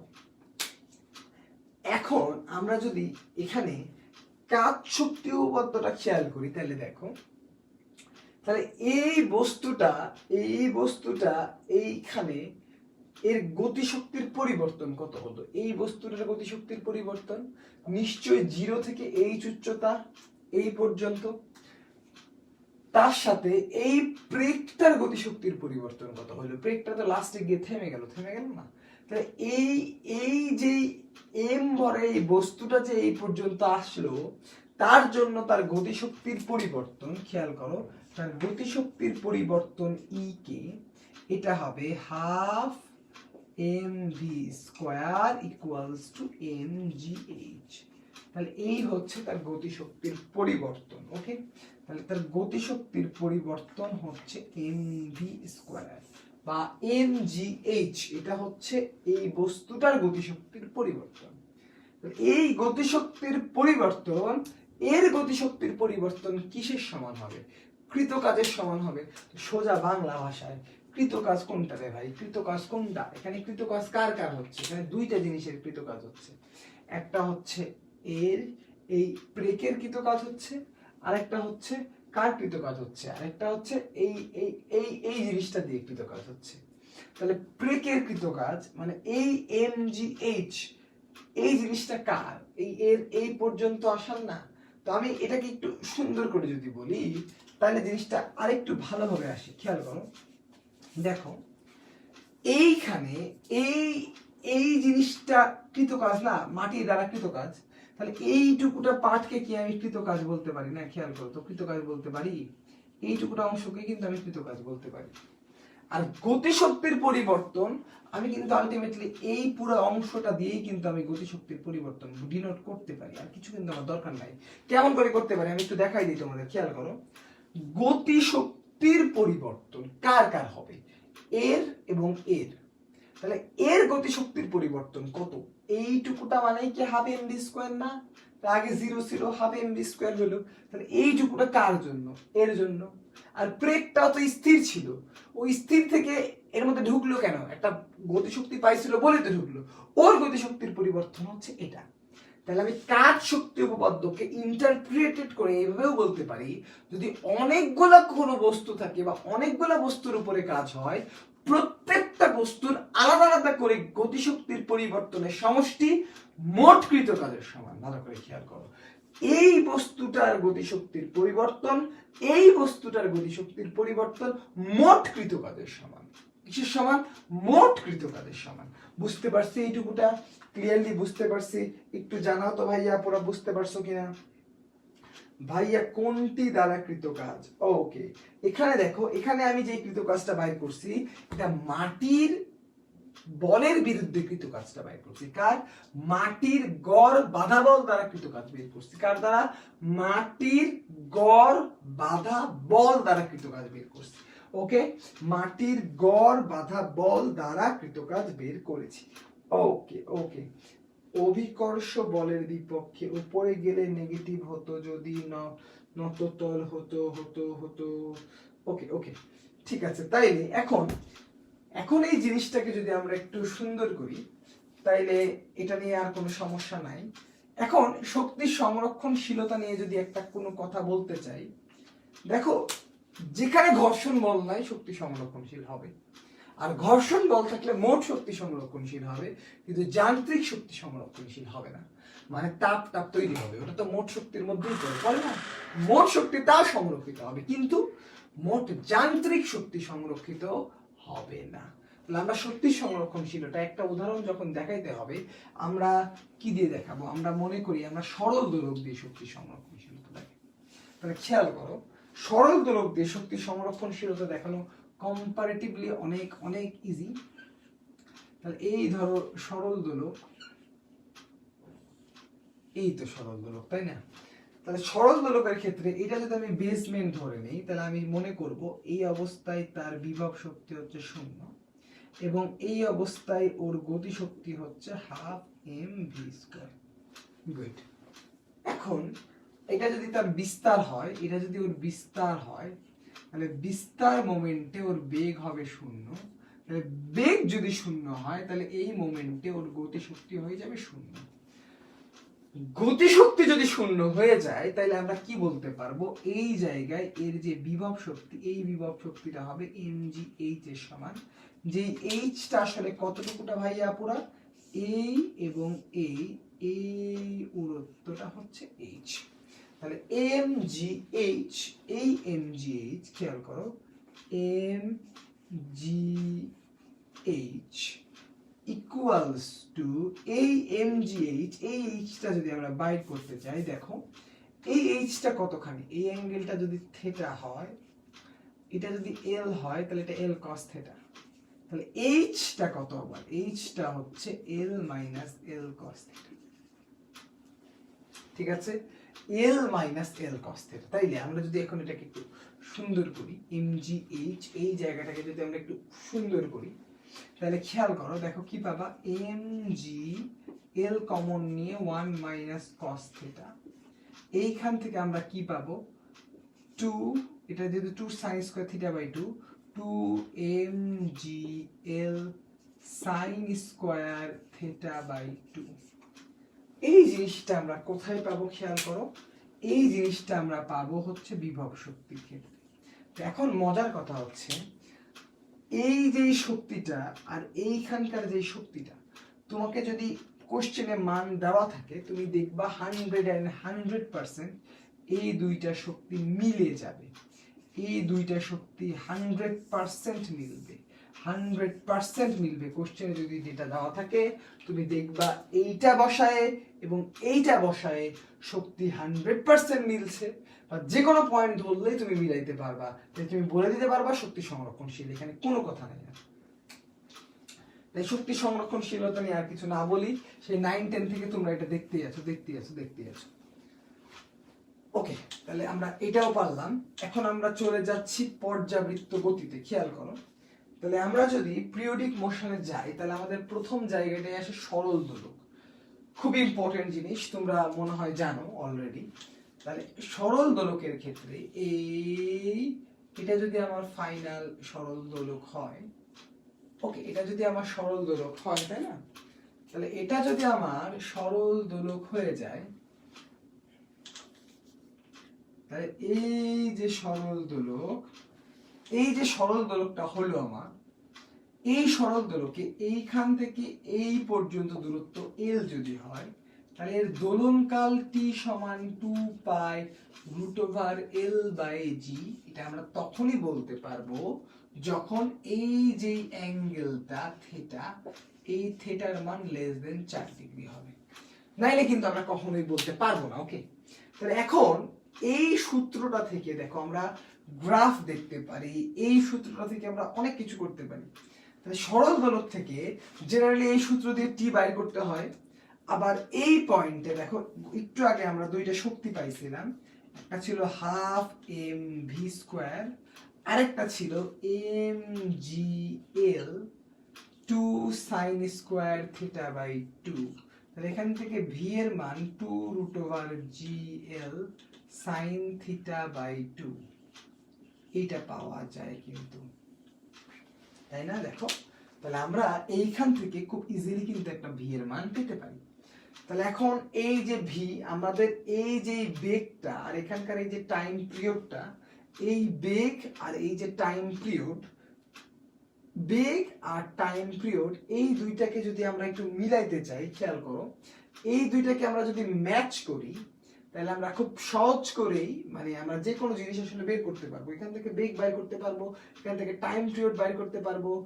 একটা জিনিস আমাকে একটু কমেন্ট করে জানাও তো ভাইয়া, পুরো এই যে বেগটা পাইলাম, এই যে বেগটা, এই বেগটা কোথাকার, এই বেগটা কোথাকার, এই জায়গাটা বুঝলেই হবে আমার মনে হয়। এ নাম্বার অপশন যদি দেই যে কোনো জায়গার, যে কোনো জায়গার, বি নাম্বার সাম্যাবস্থানে, সাম্যাবস্থানে বলো তো যে কোনো জায়গায় নাকি সাম্যাবস্থানে? বেগটা কার একটু কমেন্ট করে জানাও তো ভাই আপুরা। আমরা প্রায় শেষের দিকে চলে এসেছি, আর বেশি টাইম নিব না তোমাদের, যত তাড়াতাড়ি তোমাদের আমি একটু কম্প্যাক্ট আকারে একটু রিভিশন দিয়ে দিতে পারি। অলরেডি উত্তর দিয়ে দিয়েছো তোমরা, সাম্যাবস্থানে। গুড, ঠিক আছে, কোথায়? সাম্যাবস্থানে। তাহলে এই বেগটা যদি সাম্যাবস্থানের হয়, এই বেগটা কোথাকার হয়? সাম্যাবস্থানের হয়, তাইলে এখান থেকে তোমরা খুব ইজিলি বেগ বাইর করতে পারো, কোনো প্রবলেম হয় না কিন্তু। এখন আমি একটু কোশ্চেন তাহলে বানাই, খেয়াল করো। কোশ্চেন যদি এখান থেকে দেই, এরকম এরকম কোশ্চেন এর আগেও এসছে। কোশ্চেনটা হচ্ছে এরকম যে এই যে সরল দোলকটা আছে, ভালো করে খেয়াল করো, এই সরল দোলকটা মানে এই তো সরল দোলক, তো এটাকে আমি টানলাম, এই মানে সরল দোলকটা এরকম ভাবে আমি রাখলাম, আর এইখানে একটা বস্তু রাখলাম। ওকে, মানে এইখানে মনে করো একটা সামথিং আছে, এই ঠিক এই বরাবর এখানে একটা বল আছে। কি আছে? বল আছে। মানে স্বাভাবিক ঘটনা, এই সরল দোলকটা এই বলটাকে নিশ্চয়ই মারবে এক বাড়ি। তাহলে সে কত বেগে বাড়ি মারবে? এই অ্যাঙ্গেলটা যদি থিটা হয় তাহলে সে এই বেগটাতে বাড়ি মারবে। সবকিছু তো গিভেন, শুধু অ্যাঙ্গেলটা দেওয়া থাকলে আমি এই বেগটা বাইর করে ফেলবো। ওকে, এই বেগটা বাইর করে ফেলবো, তাহলে এই বেগে সে এই বলটাকে বাড়ি মারবে। ওকে, কি করবে? বাড়ি মারবে। তাহলে এই বেগে যখন সে এই বলটাকে বাড়ি মারবে তখন নিশ্চয়ই এই বলটা কেবলমাত্র এক্স অক্ষ বরাবর একটা বেগ পাবে এবং সে এইভাবে নিচে পড়ে যাবে। ওকে, তাহলে এইভাবে সে নিচে পড়ে যাবে। তাহলে এইখানে এই বলটার উচ্চতা যদি এইচ হয়, তাহলে এই এইচ সমান আমরা হাফ জিটি স্কোয়ার বলতে পারবো, যেখান থেকে টি পাবো। আর এইখানকার যে বেগ আছে ওই বেগ থেকে যদি আমি এক্স বাইর করি তাহলে এক্স সমান ভিটি আসবে। তাহলে এই এক্স দিয়ে আমি বলতে পারবো এই বলটা এখান থেকে ঠিক কত দূরে গিয়ে পড়বে। খুবই সহজ কিন্তু, এটা অলরেডি বোর্ড কোশ্চেনে আসছে।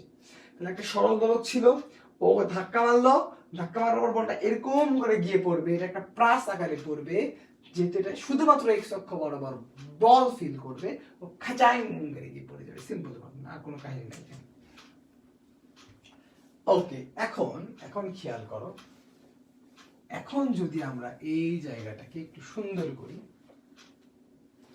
তাইলে আমরা কি দেখতে পারবো? দেখো, তাইলে আমরা এইখান থেকে এই জায়গাতে আমরা খুব সহজ করে আমরা দেখতে পারবো যে জিনিসটা, সেটা হচ্ছে এই সরল দোলক বা এই টাইপ থেকে এই কোশ্চেন গুলো তো আসতেই পারে। তারপরে এখান থেকে কিছু এমসিকিউ কোশ্চেন, খুব ভাইটাল কোশ্চেন আসে, ভেরি সিম্পল। খেয়াল করো, টি সমান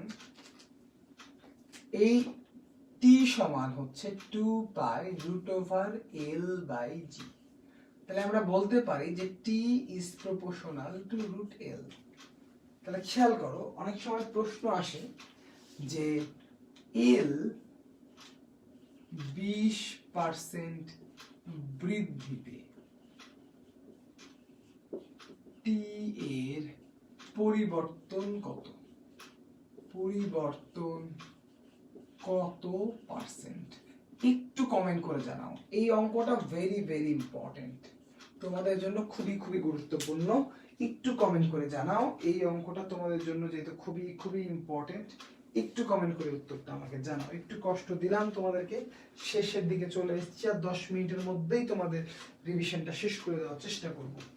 তাই একটু আমাকে কমেন্ট দিয়ে জানাও যে কি বলতেছি, এল এর মান মানে দৈর্ঘ্য যদি 20% বৃদ্ধি করতে হয় তাইলে আমাদের কত, মানে আমাদের কি বলে, দৈর্ঘ্য 20% বৃদ্ধি করলে টি এর পরিবর্তন কত? ওকে, টি এর পরিবর্তন কত? 9.54% বাড়বে তানভীর বলেছো। আমি একটু চেক করে দেখি, কি করব খেয়াল করো। 20% মানে কি 0.2, তাহলে আমার যদি 1 থাকে তাহলে 20% বাড়ার পর হবে 1.2। তাহলে টি ইজ প্রপোর্শনাল রুট এল, তাহলে দাঁড়াবে রুট ওভার 1.2। রুট ওভার 1.2 হবে, আগে ছিল কত 1, তাহলে -1/1 ইনটু 100%, এইটুকুনে হচ্ছে অ্যান্সার।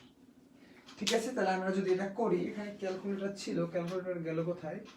কে বলি তো আমি ক্যালকুলেটর লিখলাম, এই যে পেয়ে গেছি। তাহলে যদি আমি একটু ক্যালকুলেটর নেই, তাহলে রুট ওভার 1.2 মাইনাস 1/1, তাহলে আসে কত? আসে না, অ্যান্সার তো মিললো না। অ্যান্সার আসবে 9.54%, নাকি ঠিক হইলো? 9.54%, এই হলো অ্যান্সার। ওকে, তাহলে এটা ক্লিয়ারলি বুঝতে পেরেছো নাকি একটু জানাও। এটা তোমাদের পরীক্ষার জন্য খুবই ইম্পর্টেন্ট, এমসিকিউ এর জন্য এটা খুবই খুবই ইম্পর্টেন্ট। ওকে, 9.54%, খুবই খুবই খুবই খুবই দ্রুত পারছো তোমরা। তাহলে একটু দ্রুত আরেকটা এমসিকিউ একটু করে দাও তো, খেয়াল করো। ভরবেগ 20% বৃদ্ধিতে গতিশক্তি কত বাড়ে? কত পার্সেন্ট বাড়ে? তাড়াতাড়ি একটু কমেন্ট করো তো দেখি। ভরবেগ 20% বৃদ্ধিতে গতিশক্তি কত বাড়ে? অবশ্যই ভর স্থির, মাস স্থির। ঠিক আছে, ভরবেগ 20% বৃদ্ধিতে গতিশক্তি কত পার্সেন্ট বাড়ে? ভরবেগ 20% বৃদ্ধিতে গতিশক্তি কত পার্সেন্ট বাড়ে? ওকে, ভরবেগ যদি 20% বৃদ্ধি পায় তাহলে গতিশক্তি কত পার্সেন্ট বাড়ে? একটু জানাও ভাইয়া, পুরা একটু জানাও আমাকে। ভরবেগ 20% বৃদ্ধিতে গতিশক্তি কত পার্সেন্ট বাড়ে? ওকে, একটু কমেন্ট করে জানাও। 44% বলতেছো সবাই, তাই না? আমি একটু দেখি, 20% বৃদ্ধি মানে 1.2, এটাকে স্কোয়ার করব, -1/1 ইনটু 100%, এটা করলেই অ্যান্সার হয়ে যাবে। স্কোয়ার -1/1, 44%। গুড, তোমরা বুঝে নিয়েছো কিভাবে ভেরি ফাস্ট অ্যান্সার করতে হয়। গুড, তাহলে আমরা এটাও ক্লিয়ার। ওকে, তাহলে আমরা ইকুয়েশনের টাইপটা তোমরা এমনিই পারো, ওটা নিয়ে তো হালকা পাতলা কথা হালকা একটু বলে দিই তাইলেই হবে। ইকুয়েশন নিয়ে যদি আমি বলি তাহলে খেয়াল করো, y সমান যদি a sin 2π/λ vt minus x করি, তাহলে এই yটা হচ্ছে এই বরাবর, এক্সটা হচ্ছে এই বরাবর। ওকে, মনে থাকবে? থাকবে। ওকে, আর এই বেগ চাচা হচ্ছে তরঙ্গের বেগ। কার বেগ? তরঙ্গের বেগ। আর এই যে সরণ আছে, এটা থেকে যদি তুমি dy/dt করো তাহলে তুমি কি পাবা? কণার সরণ। কি পাবা? কণার বেগ পাবা। কি পাবা? কণার বেগ পাবা। কি পাবা? কণার বেগ পাবা। ক্লিয়ার? কণার বেগ তুমি পেয়ে যাবা, নো টেনশন। ওকে, এখন দেখো কণার বেগ, এই যে বেগ এইটাকে তোমরা দেখবা omega root over a square minus x square অনেক শাখায় দেওয়া আছে, এটা কিন্তু অ্যাকচুয়ালি y স্কয়ার। তোমরা এই জায়গাটাতে ভুলেও উল্টা পাল্টা করো না। আর ত্বরণের মান a minus omega square y, x না কিন্তু y।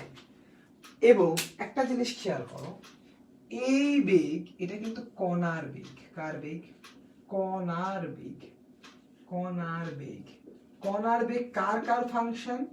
কণার বেগ টাইমের ফাংশন এবং সরণের ফাংশন। টাইম এবং সরণের ফাংশন। তরঙ্গের বেগ কি? তরঙ্গের বেগ হচ্ছে ধ্রুব রাশি। ওকে, আমার মনে হয় না এইটুকুটার বেশি আসলে জানার দরকার আছে আপাতত। তাইলে আমরা এবার লাস্ট আইডিয়াল গ্যাসের এই জায়গাটাতে চলে যাই। তোমরা কি বুঝতে পেরেছো ভাইয়া আপুরা যেইটুকুটা আমি বললাম? এখন পর্যন্ত কি বুঝতে পেরেছো? একটু কমেন্ট করে জানাও, একটু কমেন্ট করে আমাকে জানাও যে বুঝতে পেরেছো কিনা। ডিলিট একটু পরে কইরেন, দেরিতে আসছো। আচ্ছা, আমি একটা কথা বলে দিই ভাইয়া আপুরা, আমি ভিডিওটা ফেসবুক থেকে ডিলিট করে আমি ইউটিউবে আপ করে দিব, এখনই আপ করে দেব, কোনো সমস্যা নাই। এখনই আমি আপ করে দিচ্ছি ইউটিউবে, নো প্রবলেম। কিন্তু ফেসবুক থেকে ইউটিউবে আপ করে দেব, ঠিক আছে? লিংকটা দিয়ে দেবো, সমস্যা নাই। ইউটিউবে যতক্ষণ আপ হচ্ছে না ততক্ষণ ভিডিও থাকবে। ওকে, সমস্যা নাই। আচ্ছা, তাহলে আমরা আইডিয়াল গ্যাসে চলে যাই। একটু দ্রুত পড়াইতে হচ্ছে কারণ অনেক রাতে শুরু করতে হয়েছে। সারাদিন সকালে করার কথা ছিল, বাট সকাল থেকে আমি আসলে গার্জিয়ানদের সাথে কথা বলছিলাম, তাই পারি নাই। নাহলে আমার সকাল থেকে আজকে ক্লাসটা নেওয়ার কথা ছিল। যাই হোক, চেষ্টাটাও করছি যতটুকু পারা যায়।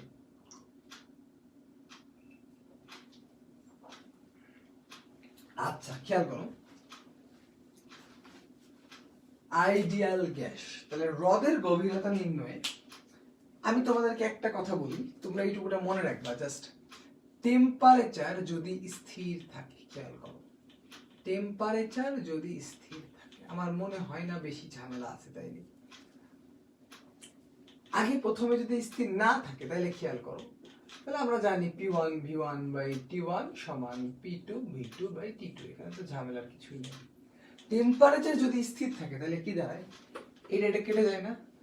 টেম্পারেচার স্থির থাকলে P1 V1 সমান P2 V2।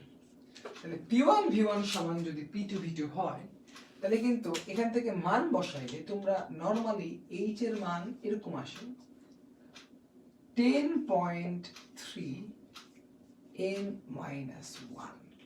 এক লাইনে এটা মানে মান বসাইলে এরকম আসে। তো এটা এমসিকিউ এর জন্য আমার মনে হয় তোমরা মনে রাখতে পারো, এটা খুব কাজের জিনিস, বা উত্তর বেরানোর জন্য তোমাদের কাজে দিবে। কিরকম কাজে দিবে খেয়াল করো, যদি বলি যে আয়তন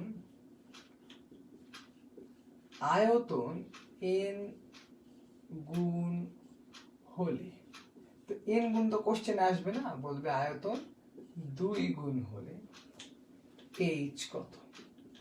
ভেরি সিম্পল, h কত হবে? 10.3 ইন্টু 2 মাইনাস 1, তাহলে কত দাঁড়াবে? 10.3 মিটার। শেষ, ঠিক আছে? খুবই সিম্পল। 10.3 ইন্টু 2 মাইনাস 1 করলে 10.3 মিটার এইচ আমরা পেয়ে যাব। আবার অনেক সময় কি বলতে পারে, এখানে বলতে পারে ব্যাস 2 গুণ করলে। তাহলে ব্যাস 2 গুণ করা মানে কি? আয়তন v is proportional to ব্যাসের উপর কিউব, তার মানে 2 কিউব মানে কত? 8। তাহলে কি দাঁড়াবে এখানে? 8 মাইনাস 1, তাহলে দাঁড়াবে 8 মাইনাস 1, তাহলে কি দাঁড়াবে?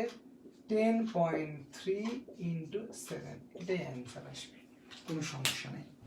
ঠিক আছে, এটা নিয়ে আমরা আর বেশি যাব না, কারণ এইটুকুটাতে আমাদের অ্যান্সার হয়ে যায়। রিটেন অবশ্যই নট অ্যাপ্লিকেবল, রিটেনে এখান থেকে আসতে হবে, রিটেনে এখানে মান বসাইতে হবে, রিটেনে এখানে মান বসাতে হবে। আর এমসিকিউ হলে এটাতে তুমি চেক করতে পারো। এটা কেন? মার্বেলের আয়তন এইখানে খেয়াল করো, মার্বেল এটা যদি তুমি এক্স ধরে নাও, মার্বেল যদি তুমি এক্স ধরে নাও, তাহলে P1 V1 এর জায়গায় বসাবা V1 মানে V1 minus x divided by T1 P2 এই V2 এর জায়গায় বসাবা V2 মাইনাস x/T2। তাহলে এইটা দেওয়া থাকলে 100% x বাড়ায় আসবে, কোনো সমস্যা নেই। মানে সোজা কথাই বলি, মার্বেল একটা কঠিন পদার্থ, তাপমাত্রা বাড়লে বা চাপ বাড়লে গ্যাসের আয়তন অনেকখানি প্রভাবিত হয়, বাট শক্ত জিনিস কঠিন পদার্থের আয়তনে তেমন কোনো পরিবর্তন ঘটে না। তাই আমরা এই মার্বেলের আয়তনটাকে গ্যাসের আয়তন থেকে বাদ দিয়ে দিব, মানে পাত্রের আয়তন থেকে বা গ্যাসের আয়তন থেকে কঠিন জিনিসের আয়তনটা বাদ দিয়ে দিলে আমরা v1 - x এই জিনিসটা পাবো। ওকে, ঠিক আছে। আচ্ছা, তাহলে আমরা এটাও বুঝতে পারলাম, কোনো সমস্যা নাই। এখন আমরা যদি এটাও পারলাম, মার্বেলের আয়তনও পেরেছি, পিবি সমান এনআরটি ইউজ নিয়ে কিছু আর বলবো না তোমাদের। শিশিরাঙ্ক নিয়ে একটা ভেরি ভেরি ইম্পর্টেন্ট কোশ্চেন আমি যদি তোমাদেরকে করি, খেয়াল করো। বললাম যে 8 ডিগ্রি সেলসিয়াস তাপমাত্রায় শিশিরাঙ্ক, খেয়াল করো শিশিরাঙ্ক কত? 8 ডিগ্রি সেলসিয়াস তাপমাত্রায় ধরো শিশিরাঙ্ক। ওকে, 8 ডিগ্রি সেলসিয়াস তাপমাত্রায় শিশিরাঙ্ক। এখন আমি যদি তোমাকে বলি যে এই আবদ্ধ স্থানে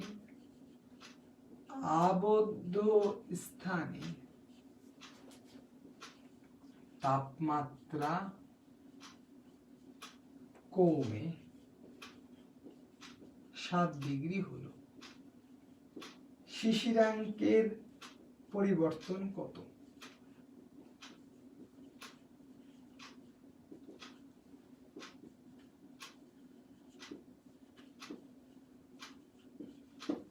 শিশিরাঙ্কের পরিবর্তন কত বলো তো ভাইয়া পুরা? শিশিরাঙ্কের পরিবর্তন কত? শিশিরাঙ্কের পরিবর্তন কত বলো তো? হ্যাঁ, দেখলাম যে ওটা নাই। ঠিক আছে, আমার তাও মনে হলো যে এমসিকিউ আসতে পারে, তাই আমি লিখছিলাম। এই দুইটা জিনিস তোমাদের তেমন একটা লাগবে না, মানে এটা দরকার নাই। ঠিক আছে, তোমাদের শিশিরাঙ্ক আর আর্দ্রতা থেকেই কোশ্চেন আসবে, ধরে নিতে পারো। ওকে, আচ্ছা, নো পরিবর্তন, ইয়েস কারেক্ট অ্যান্সার। কোনো পরিবর্তন হবে না, কারণ আমি যতক্ষণ জলীয় বাষ্পের ভর পরিবর্তন না করব, ততক্ষণ জলীয় বাষ্পের ভর যতক্ষণ আমি পরিবর্তন না করব, ততক্ষণ শিশিরাঙ্কের পরিবর্তন হবে না। আবদ্ধ স্থানে আবার জলীয় বাষ্প ঢুকে নাকি শিশিরাঙ্কের পরিবর্তন করতে হবে না ভাই, সুযোগই নাই। শিশিরাঙ্কের পরিবর্তন ওখানে হবে না, মনে থাকবে, হবে না। তাহলে উত্তর কি? No change. গুড, তাহলে আমরা কোনো পরিবর্তন হবে না বলে দিতে পারলাম। ওকে, এবার খেয়াল করি আর্দ্রতা, যেটা আমাদের মোস্টলি লাস্ট টপিক। ওকে, তাহলে আসো আর্দ্রতা সম্পর্কে যদি আমরা একটু কথা বলি, তাহলে আর্দ্রতা, হিউমিডিটি, আর্দ্রতা আর ইকুয়ালস টু F/F ইন্টু 100%। তাহলে ভালো করে খেয়াল করো, এই এফটাকে কিসে বলে বলো তো? বায়ুর তাপমাত্রায়। কোথায় এটা? এই এফটাকে বলে হচ্ছে শিশিরাঙ্কের সম্পৃক্ত বাষ্পচাপ। শিশিরাঙ্কে বাষ্পচাপ, বাষ্প সম্পৃক্ত, সম্পৃক্ত। আর এই এফটা হচ্ছে বায়ু তাপমাত্রায়, বায়ু তাপমাত্রায় সম্পৃক্ত বাষ্পচাপ, সম্পৃক্ত বাষ্পচাপ, সম্পৃক্ত বাষ্পচাপ। ওকে, গুড। তাহলে শিশিরাঙ্কে বাষ্পচাপ আর বায়ুর তাপমাত্রায় সম্পৃক্ত বাষ্পচাপ। ওকে, তাহলে এখন আমরা যদি এখান থেকে একটু বের করার চেষ্টা করি, মানে এখান থেকে আর বের করা আমাদের মনে হয় না কোনো প্রবলেম। এখান থেকে আমরা যে জিনিসটা দেখব, কতখানি গ্যাস বের হয়ে যাবে, এরকম অঙ্ক এখান থেকে পরীক্ষায় প্রশ্নে আসে। তাহলে আমরা যদি এটা একটু বের করার চেষ্টা করি, তাহলে খেয়াল করো, আমি তোমাদেরকে বলে দিলাম, একটা ছক দিয়ে দিলাম, ধরো এরকম যে এটা হচ্ছে আমার রুম টেম্পারেচার, রুম টেম্পারেচারের দুইটা ভাগ দিলাম, মনে করো এটা হচ্ছে নিউ, এটা হচ্ছে ওল্ড।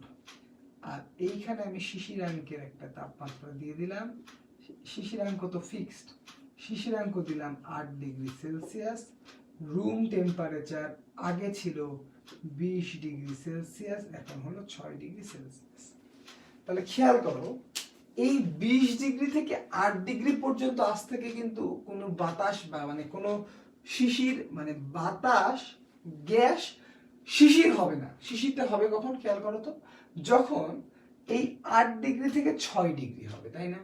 তাহলে 8 ডিগ্রি থেকে 6 ডিগ্রি পর্যন্তই সেটার পতন হবে, মানে বাষ্প ছেড়ে দিবে। এখন মনে করো আমি তোমাকে বললাম এই 20 ডিগ্রিতে তার সম্পৃক্ত বাষ্পচাপ হচ্ছে 30 মিলিমিটার mm। 8 ডিগ্রি সেলসিয়াসে ধরে নাও 26 মিলিমিটার মার্কারি। 6 ডিগ্রি সেলসিয়াসে তুমি ধরে নাও কত, 22 ডিগ্রি মার্কারি, 22 মার্কারি। তাহলে এই যদি আমি চারটা ভ্যালু তোমাকে বলে দিই, মনে করো 22 মার্কারি, 26 মার্কারি, 30 মার্কারি, আমি যদি এই চারটা মান তোমাদেরকে বলে দিই, তাহলে খেয়াল করো এইটা এইটা এইটা, এইখান থেকে যদি আমরা খুবই ইজিলি যদি আমরা মানটা বাইর করার চেষ্টা করি, তাহলে এইখান থেকে এই পর্যন্ত কিন্তু পরিবর্তন হবে, অন্য জায়গায় কিন্তু পরিবর্তন হবে না। তাহলে কতখানি বাষ্প মানে কতখানি মানে পড়ে যাবে বা কতখানি জলীয় বাষ্প পানি হয়ে যাবে যদি বের করতে বলে, তাহলে খুবই সোজা হিসাব, 8 থেকে 6 যাওয়াও তুমি, তাহলে 8 এ হলো 26, 6 এ হলো 22 ডিভাইডেড বাই 26 ইনটু 100%। এই পরিমাণ কি হবে, বাষ্প শিশির হয়ে যাবে। কি হবে, এই পরিমাণ বাষ্প শিশির হয়ে যাবে। কি হবে, শিশির হবে। মানে এই পরিমাণ বাষ্প ঘনীভূত হবে, নট শিশির হবে, ঘনীভূত হবে। এই লাস্টের এই জায়গাটা বুঝতে পারলাম না কি, একটু আমাকে জানাও তো। সোজা কথা বলে দেই, খুবই সহজ সিস্টেম। শিশিরাঙ্কে তুমি আসবা আর লাস্টের রুম টেম্পারেচার কত হচ্ছে এটা দেখবা, শিশিরাঙ্ক থেকে লাস্টের রুম টেম্পারেচার বিয়োগ করবা, ডিভাইডেড বাই শিশিরাঙ্ক দিয়ে ভাগ করবা, ইনটু 100% করবা। এইগুলা কি রে ভাই, এইগুলা হলো সম্পৃক্ত বাষ্পচাপ। সম্পৃক্ত বাষ্পচাপ, এই জায়গাটুকুটা বুঝতে পেরেছো নাকি আমাকে বলো? পরীক্ষার জন্য এই জায়গাটাই সবচেয়ে ইম্পর্টেন্ট, ঠিক আছে? আহা আহা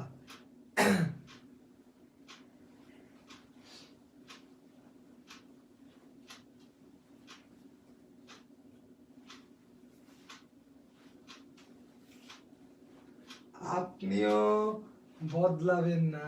হাই শোন মাহিন, তোরা গেছিস কটার দিকে? 9টার দিকে। তাইলে বিষয়টা বোঝ, আমি কখন ক্লাস নিতাম আমার একটু কথাই কো।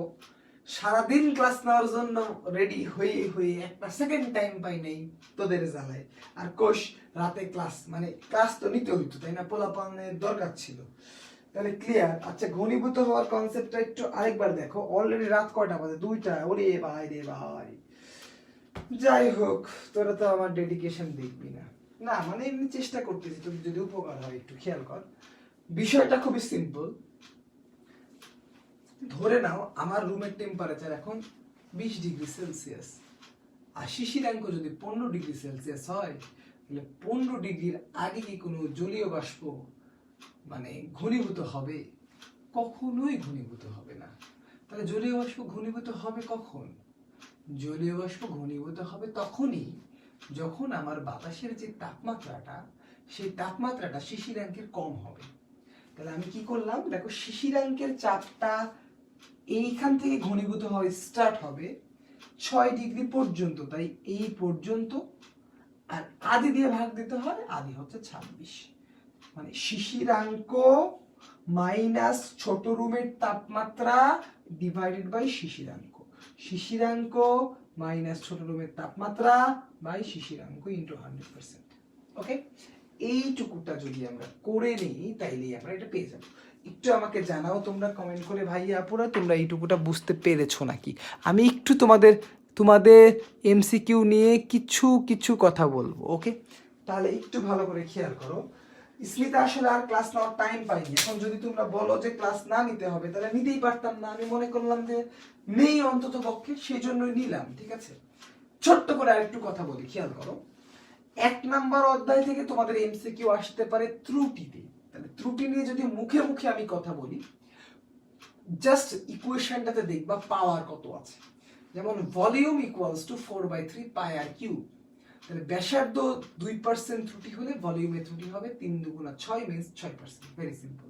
তাহলে ব্যাসার্ধ যদি 2% ত্রুটি হয়, ভলিউমে ত্রুটি হবে 3 দুগুণা 6 মানে 6%। সিম্পল, ক্লিয়ার কাট কথা, কোনো ঝামেলা নাই। ওকে, নাম্বার 2, ওই অধ্যায় থেকে আমার মনে হয় না আর কিছু আসবে, ঝামেলা আসবে না। ভেক্টর থেকে কি কি আসতে পারে খেয়াল করো। ভেক্টর একটা অপারেটর, ভেক্টর এক ধরনের রাশি।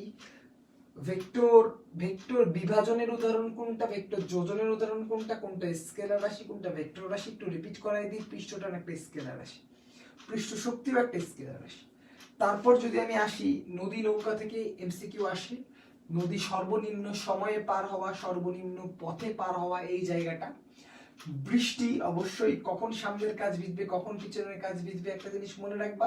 ছোট্ট করে যদি একটা কথা বলি, ধরো আমি এই দিকে যাচ্ছি এবং বাতাস, একটা বাইরে একটা বাতাস আছে, পরিবেশের বাহ্যিক বাতাস, ওটাও আমার দিকেই বাট আমার থেকে জোরে যাচ্ছে, শুধু তখনই পিছনের কাজ ভিজবে। মানে আমি এদিকে যাচ্ছি, ঝড়ের বাতাসও এদিকে আসছে কিন্তু অনেক জোরে আসছে, তখনই কেবল পিছনের কাজ ভিজবে, অন্য কখনো ভিজবে না।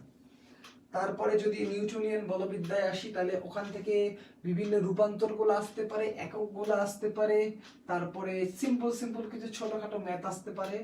তারপরে কি বলে, মহাকর্ষ বলের পাল্লা, কোনটার পাল্লা অসীম, কোনটা বিপরীত বর্গীয় সূত্র মেনে চলে, এই জিনিসগুলো আসতে পারে। তার সাথে যদি আমি কাজ ক্ষমতা শক্তিতে আসি, কখন ধনাত্মক কাজ হয় 0 থেকে 90-র মধ্যে, কখন ঋণাত্মক কাজ হয় 90 থেকে 180-র মধ্যে, কখন শূন্য কাজ হয় 90 ডিগ্রি হলে। শূন্য কাজের উপরে ব্যাপক জিনিস আসতে পারে, যে কোনো ইন্টারনাল ফোর্স বা অভ্যন্তরীণ বল দ্বারা কাজ অ্যাকচুয়ালি শূন্য হয়, মনে রেখো। টেনশন দ্বারা কৃত কাজ কিন্তু শূন্য হয়। ওকে, এই টাইপের জিনিসগুলো আসতে পারে। কেন্দ্রমুখী বা বিমুখী বল দ্বারা কাজ কত হয়, শূন্য হয়। তারপরে কোয়া চৌবাচ্চার এগুলা নিয়ে অনেক বললাম। পিরিয়ডিক মোশন থেকে সর্বোচ্চ বেগ ভি ম্যাক্স সমান ওমেগা, এই জায়গা থেকে কোশ্চেন আসতে পারে, বোর্ডে প্রচুর আসে। V max equals to omega, এই জিনিসটা থেকে কোশ্চেন আসতে পারে। এমসিকিউ আরেকটা কোশ্চেন 100% আসবে, আমি গ্যারান্টি দিয়ে দিলাম। D square x by d t square plus omega square x সমান 0, এই টাইপের একটা ইকুয়েশন দিবে, মানে এরকম টাইপের ইকুয়েশন দিবে। 4d square x by d t square plus 100 x সমান 0। কৌণিক বেগ কত, 4 দিয়ে আগে ভাগ দিতে হবে, তাহলে 100 কে 4 দিয়ে ভাগ দিলে কত হয়, 25 হয়। 25 কে রুট করলে কত হয়, 5 হয়। তাহলে কৌণিক বেগ কত হবে ভাইয়া, পুরা 5 রেডিয়ান পার সেকেন্ড। সিম্পল হিসাব, গুড। তাহলে এটাও তোমরা ক্লিয়ারলি বুঝতে পারলে, কোনো প্রবলেম নাই। এরপরে কোথায় যাব আমরা, খেয়াল করো। এরপরে আমরা যে জায়গাটায় যাব সেটা আরো সহজ। সেটা হচ্ছে এই আইডিয়াল গ্যাসের এখানে হ্রদের গভীরতায় 10.3 রোটার কথাই বললাম। পিভি সমান এনআরটি তে ভালো করে খেয়াল করো, অনেক সময় কোশ্চেনে দেখা গেছে PV/2 সমান RT। তাহলে এই ভিটা কার, এটা কিন্তু পাত্রের আয়তন না ভাইয়ারা, এটা হচ্ছে 2 মোল গ্যাসের আয়তন, 2 মোল গ্যাস এর আয়তন। ওকে, এই কনসেপ্টগুলো ক্লিয়ার করতে হবে। এরপরে শিশিরাঙ্ক কি, এক কথায় যদি বলি, শিশিরাঙ্ক হচ্ছে এক ধরনের তাপমাত্রা। শিশিরাঙ্ক কি ভাইয়া, পুরা তাপমাত্রা।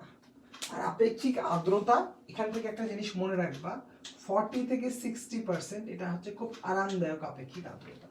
যদি আপেক্ষিক আর্দ্রতার মান অনেক কম হয়, তার মানে ড্রাই ওয়েদার, খুব দ্রুত কাপড় চোপড় সব শুকায় যাবে, তোমরাও শুকায় যাবা, চৌচির হয়ে যাবা। আর আপেক্ষিক আর্দ্রতা যদি অনেক বেশি হয়, তাহলে ঘাম শুকাইতে যাবে না, পানি বাষ্পায়িত হতে যাবে না, এরকম অবস্থা দাঁড়াবে। ঠিক আছে, তাহলে আমি মোটামুটি অনেকখানি বললাম। কালকে এক পৃষ্ঠার কিছু একটা দিয়ে দেবো ইনশাল্লাহ, চেষ্টা করব। ঠিক আছে, সবাই ভালো থাকো, শুভরাত্রি, গুড নাইট, আসসালামু আলাইকুম। একটু জানাই যে ক্লাসটা নিয়ে উপকার হলো কিনা, যারা দেখবা, যদি উপকার হয় একটু কমেন্ট করো। ভালো থাকো সবাই, আসসালামু আলাইকুম।